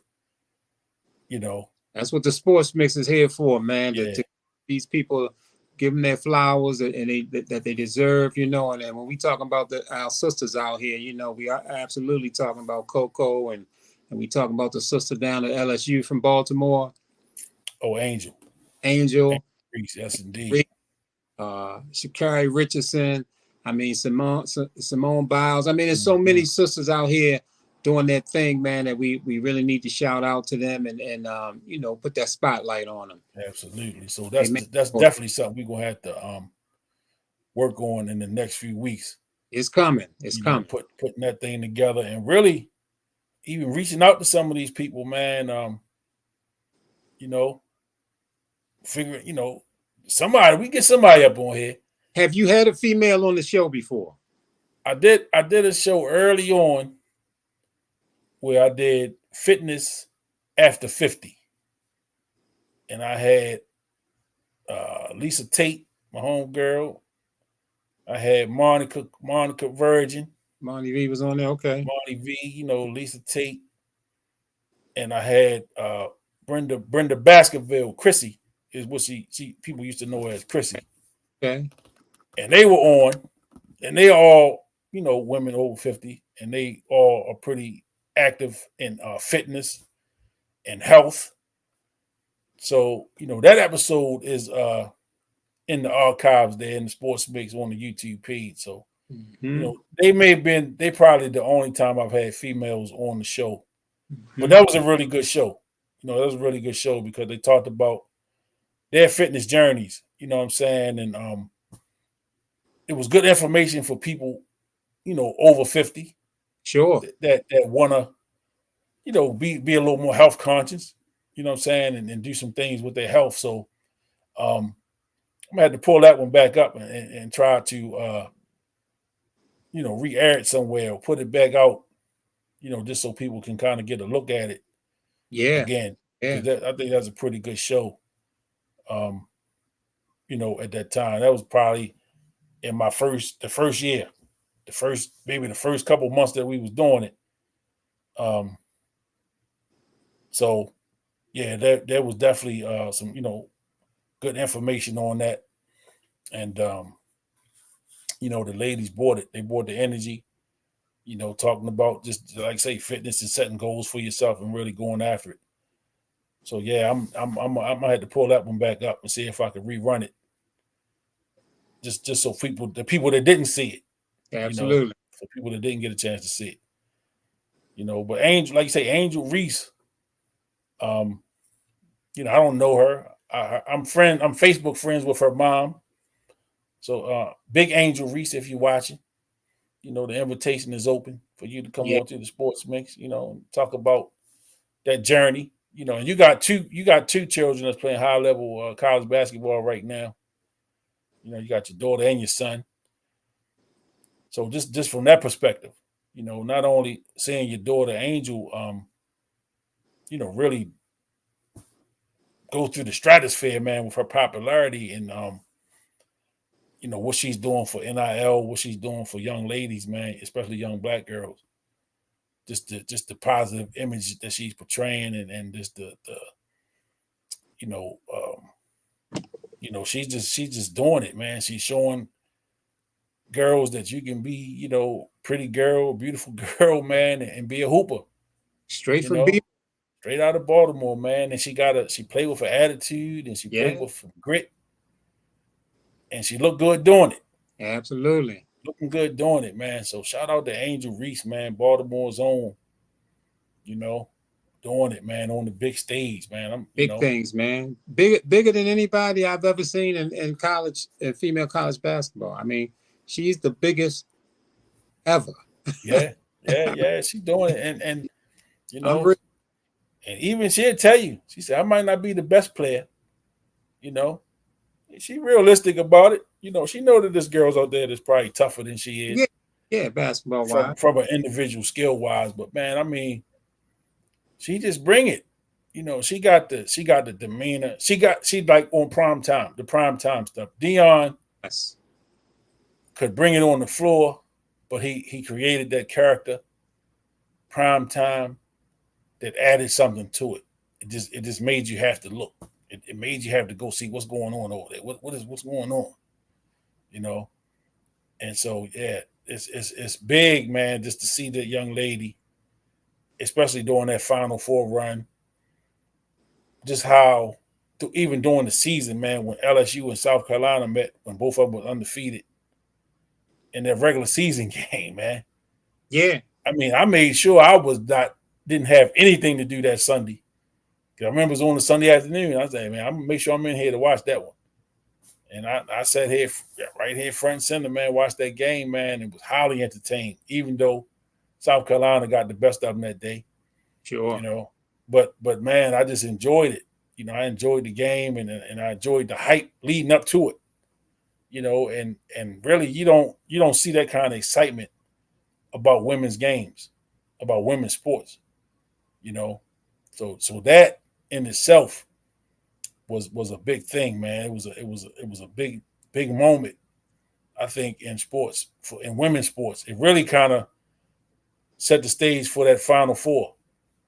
Set the stage for that NCAA tournament for the ladies. And the young lady from Iowa,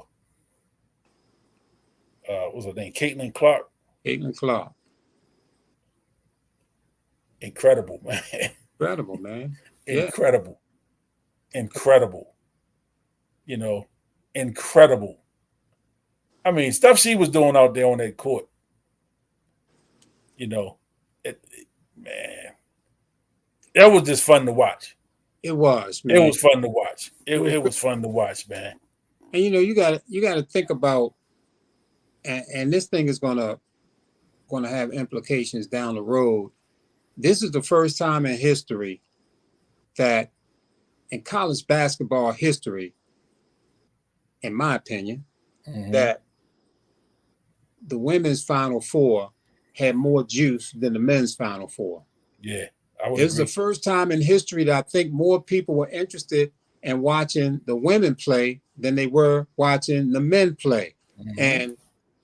And if you look at the female Final Four that took place, you know, I mean, I know Beyonce had a song out saying "Girls Run the World." Yeah, yeah, Well, during this Final Four, it was true because you yeah. had, of course, Angel, the beauty queen, Mhm. with all the talk, with the game, what she brought to the table. You had Caitlin Clark, who was like dynamite, man. The skill level is just like, I mean, they was calling her the female Steph Curry. I Yes, mean, the way she was yes, balling. You think yes. about South Carolina with that juggernaut team. They've been going, they went undefeated, and their coach, Dawn what's Staley. Don Staley. I mean, a legendary name in the game, and she's put that program together and put it on the map. And then you look at Virginia Tech with a black coach, man coach, with a predominantly white team Mhm. that executed and made it to the Final Four. So you had all these dynamics at play, and I mean, a lot of times, man, it's a chemistry thing, and when you put certain chemicals together, you produce an outcome. And sometimes you put chemicals together, and it's an explosion. Yeah, yeah, Sometimes you can put hydrogen and oxygen together, and you make water.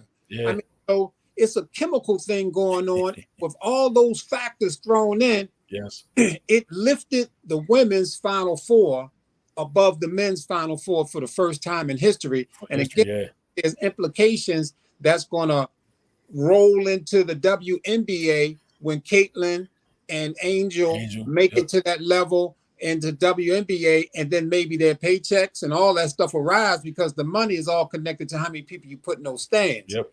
And Yep. obviously those two young ladies, man, was putting people in the seats. They had people tuned in to watch those games. It was a phenomenal sighting, man. I love every minute of it. It was beautiful. And like, I mean, honestly, I'm not somebody to sit and watch a lot of women's games, and that's just, not no real reason why, I just don't, what I'm saying? I don't really watch college men's basketball the way I used to. I just don't. I think number one, especially with college basketball on the men's side, is most of the better players don't stay. right. So it's not like once upon a time we knew all of the college players. We knew the guys because they hung around maybe 2-3 years, and most times guys were staying 4. And only the elite of the elite was leaving after 2 or 3. Exactly. And there wasn't a lot of guys leaving early back in the day. I mean, it was really a big thing when dudes left school early, and so this is just a sign of the times, man. Times are different. I think a lot of people go to the league prematurely. A lot of people leave school or they, declare for the draft a little early. But I think what you're saying as far as the women, I think we're going to start seeing once the salaries start catching up, you're going to see more women leave and go early. Because that's the thing you don't see on the women's side. You don't see women really Right. foregoing them years at college.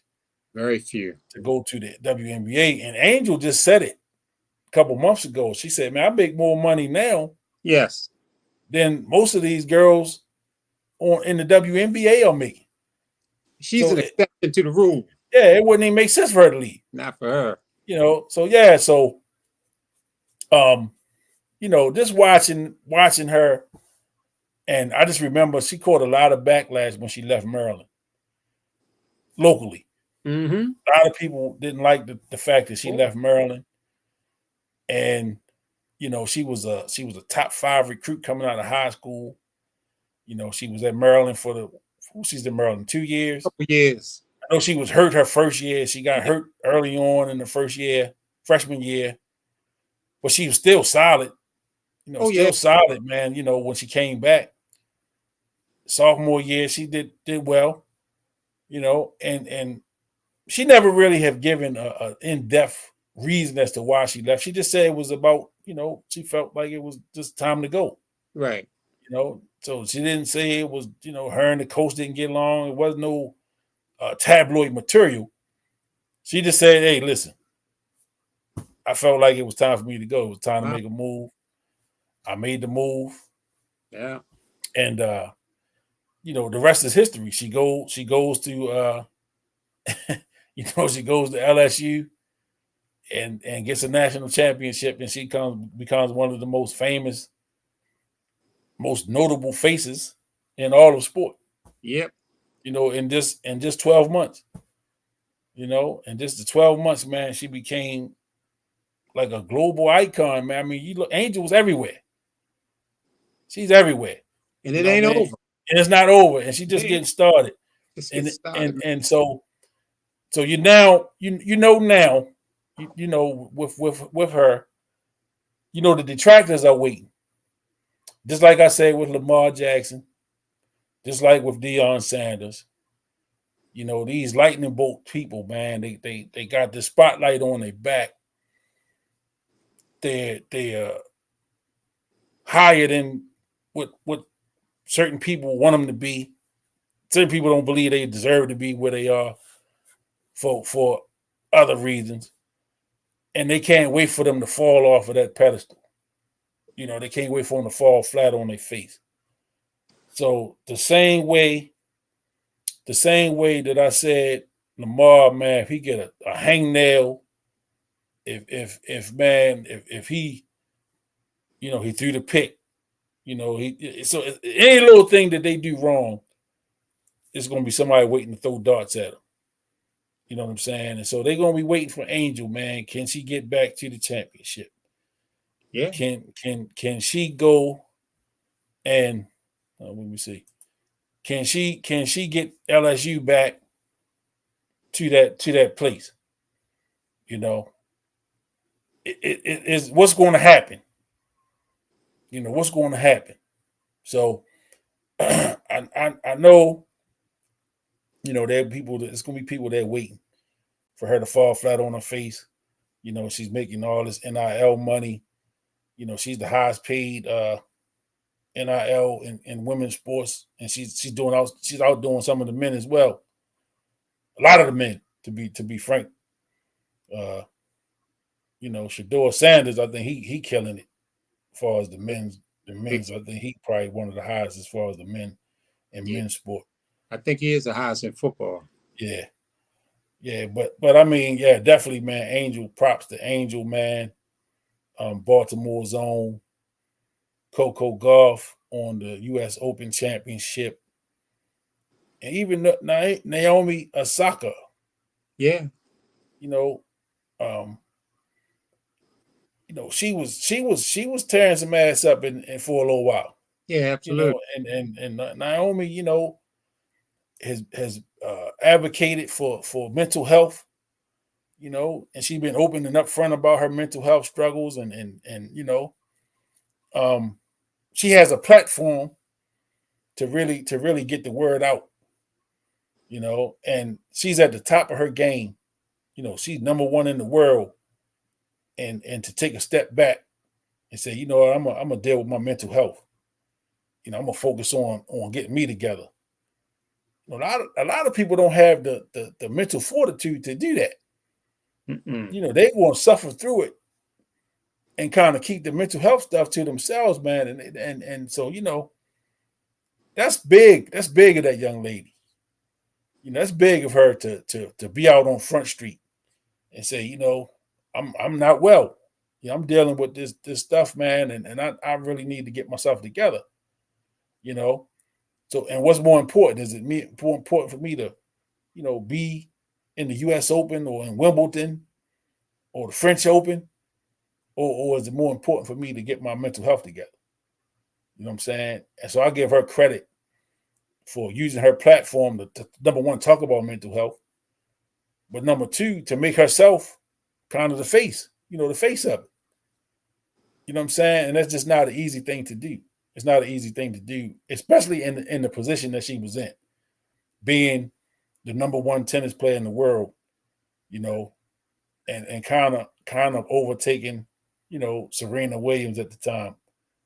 That was huge, man. So I give her credit too for putting herself out there and really standing on it, not succumbing to the pressure of feeling like you got to rush back, or you got to get back because these people writing stories about me or they talking about me in some kind of way.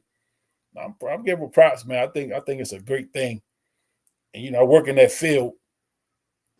Working in the field, I deal with mental health people all the time, so I know how important it is to really get that out in front, and to deal with those mental health issues. Yeah, it's big. It's big, and I think it's really. There's so many more people who have health issues, mental health issues, than what we were led to believe. Oh yeah.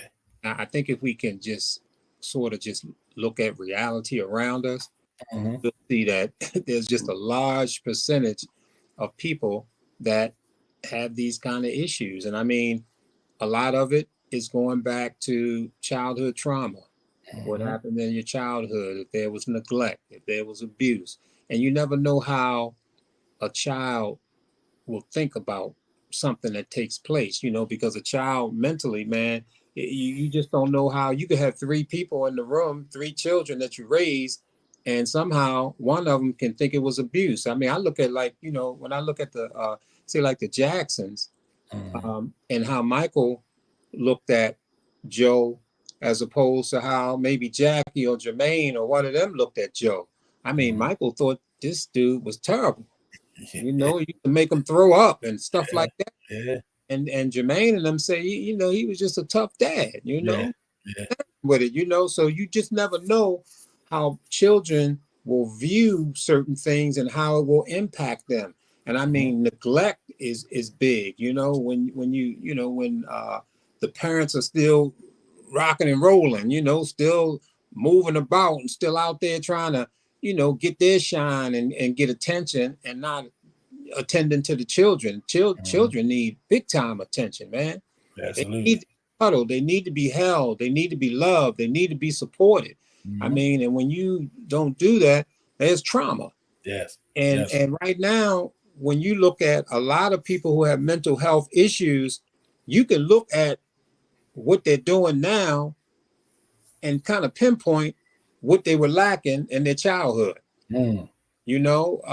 A lot of people who are really just chasing attention, it's because it was a lack of attention when they was a child. Right.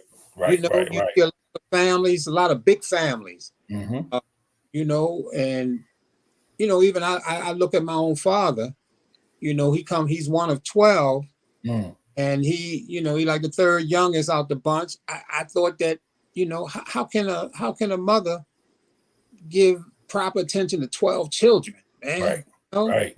How can you give that nurturing and attention to 12 children? So I thought my father, man, he was the type of person that was out there and he loved the attention. Yeah. So when you get neglected as a child and you grow older, you want that attention. And so you can kind of see sometimes what a person is going through, but the mental health thing is big. And I mean, it's happened to really big people. Like you mentioned, Naomi, Simone Biles had to step out of the Olympics. Yep. Because, this thing was going on in her with the mental health. I heard Michael Phelps said that he didn't even want to live. Yeah. The greatest goddamn swimmer. He swam better than fish. Yeah. And he's popular and he's famous and has gold medals, man, up the yin yang. And this dude, man, he didn't want to live. Right. I mean, it's a crazy thing. You look at Will Smith running up on stage, slapping people, man. That's a mental health issue right there. Yeah, absolutely. So this thing is serious, man. And I really applaud people for being able to come out and just say, look, man, I gotta take a mental health issue.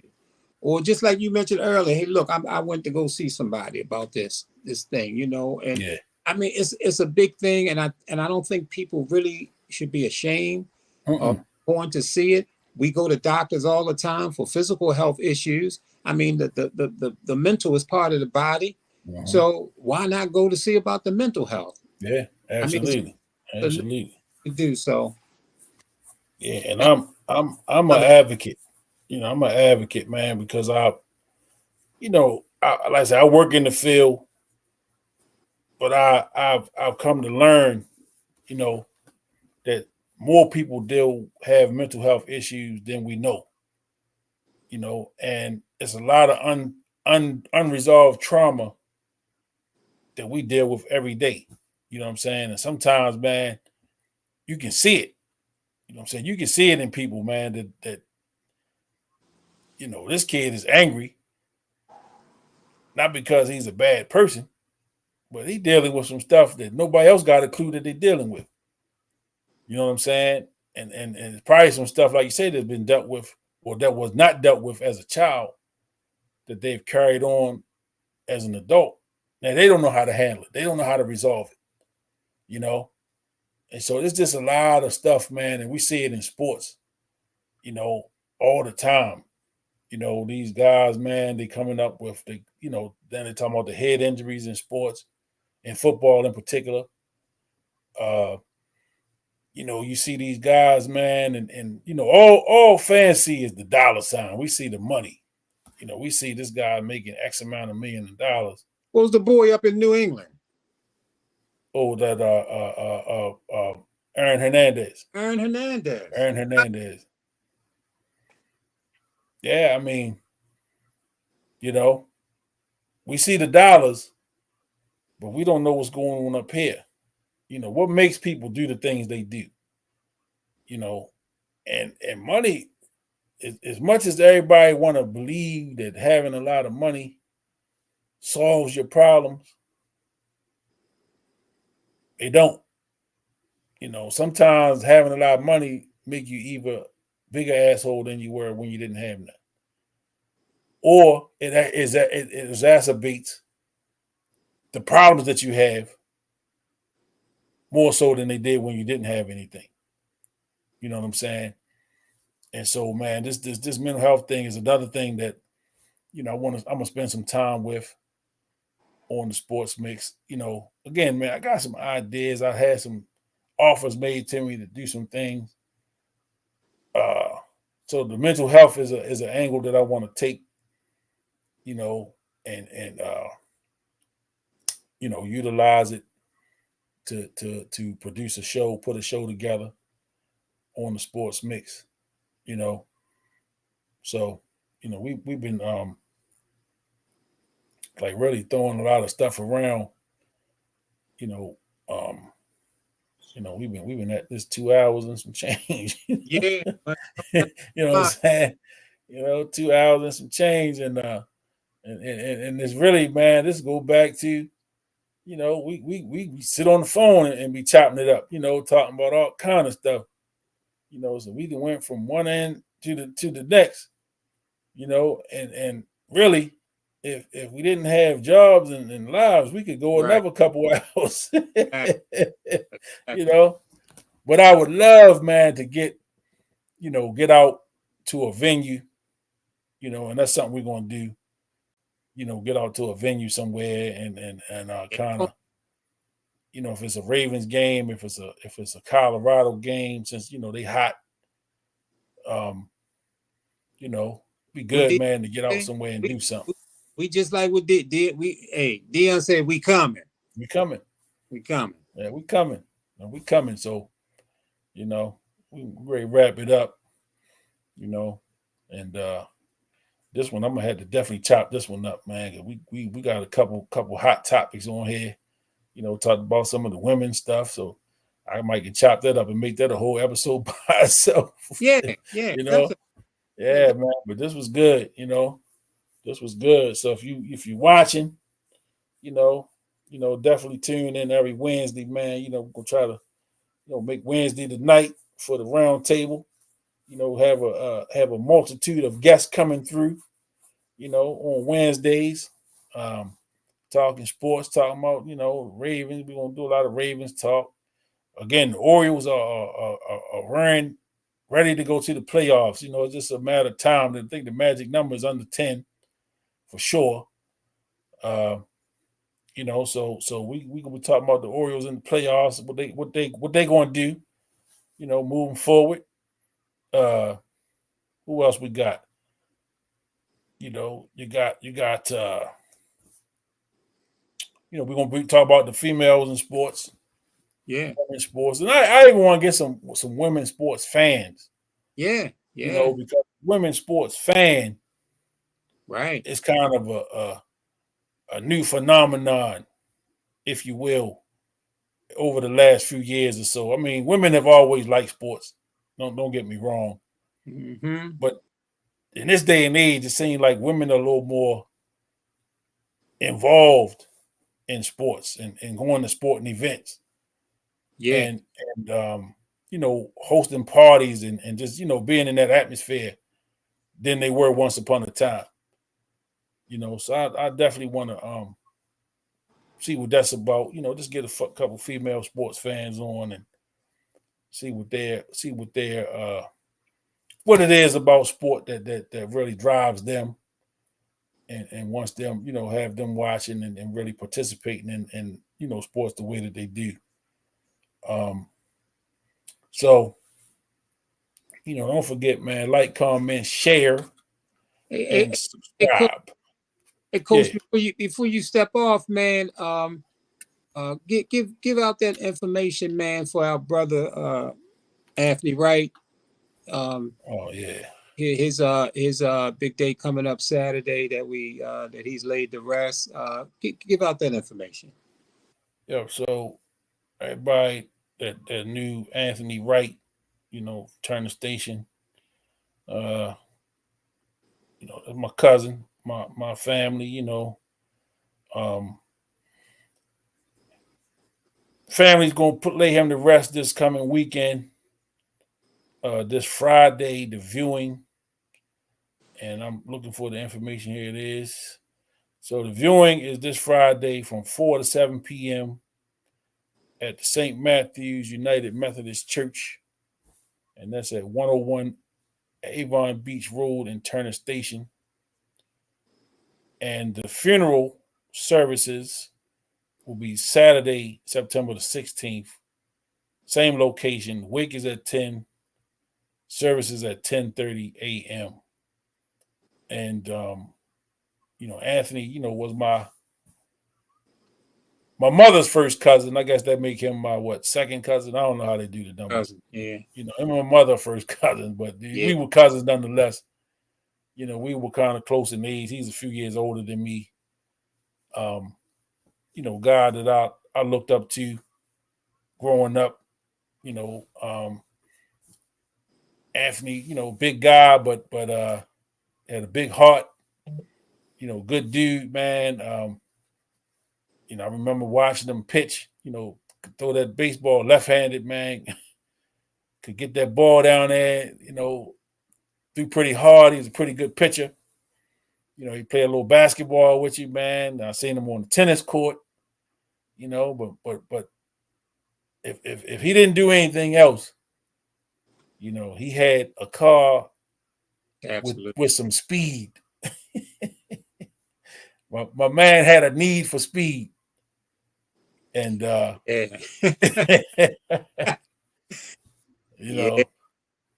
That was one thing about him. He kept a car that he going, he's gonna get you there. Yeah, we raced a couple times. Yeah. How'd that turn out? He had that 5.0 Mustang, and I had that Conquest. Yeah. One time we went at it. He nudged me out, and another time, man, we were on our way to DC, and and we were going through that little tunnel over there, like I don't know what that little tunnel is. I know you're talking about off New York Avenue. Yeah, man, I mashed that damn Conquest on through that tunnel, boy. All night long, he was talking about, yeah, man, you got me, man. You got me. But man, I'm telling you, man, anytime I was around that guy, man, it was just a good time. And Yeah. and like we were talking before, man, I'm just sorry that at the end, you know me, man, I'm so underground Mhm. and so hard to reach and not on the scene and things like that. That I just feel bad that we didn't connect that much down the stretch here, and he wanted to, Yeah, and yeah, yeah, yeah. it didn't happen. So I think that is one of the things that can help us out, man, as we move forward and maybe connect at some of these different venues with the sports mix. I think it can help bring people out, and at least we can kind of see people and where we wouldn't see them. Yeah, absolutely, absolutely. And I know that he definitely held you in high regard. You know what I'm saying? He always would ask me, he talked to Dean, and I didn't see him that often, Yeah, right. but I may see him at a family event or something, the family had going on. He would always ask, had I talk to you? So, I know that those words, man, probably are gonna mean something to his family. Yeah, That he definitely was loved, man. He was appreciated. Like I say, he was a quiet guy. He wasn't loud guy by any stretch of the imagination, man. But he was a good dude. Good guy, man. Never, you never call. You had to worry about him cause no trouble, man. Making no waves or nothing, man. He just a good, solid guy, yeah, no and question. definitely gonna be missed by many. By many, especially his family and Yeah, my extended family. So, great wrap it up. Again, man, like, comment, share, subscribe, hit that subscribe button when you're on YouTube. Follow me on Facebook, Twitter, X now was Twitter, yeah, Instagram. We all platforms. Google the Sports Mix 2021 year. Find me. So man, yeah, this was good, man. Appreciate everybody that tuned in. My guy Dino, my guy Glennie Morse popped in and on us, yes, sir. and so we'll be back at it. Hmm. Probably Sunday, for the Ravens game. We'll probably do a little something after the Ravens Post game Sunday, post game. So y'all tune in for that. And be back next Wednesday for the round table. So y'all enjoy the rest of your night. Mhm. We are out. We coming. We coming.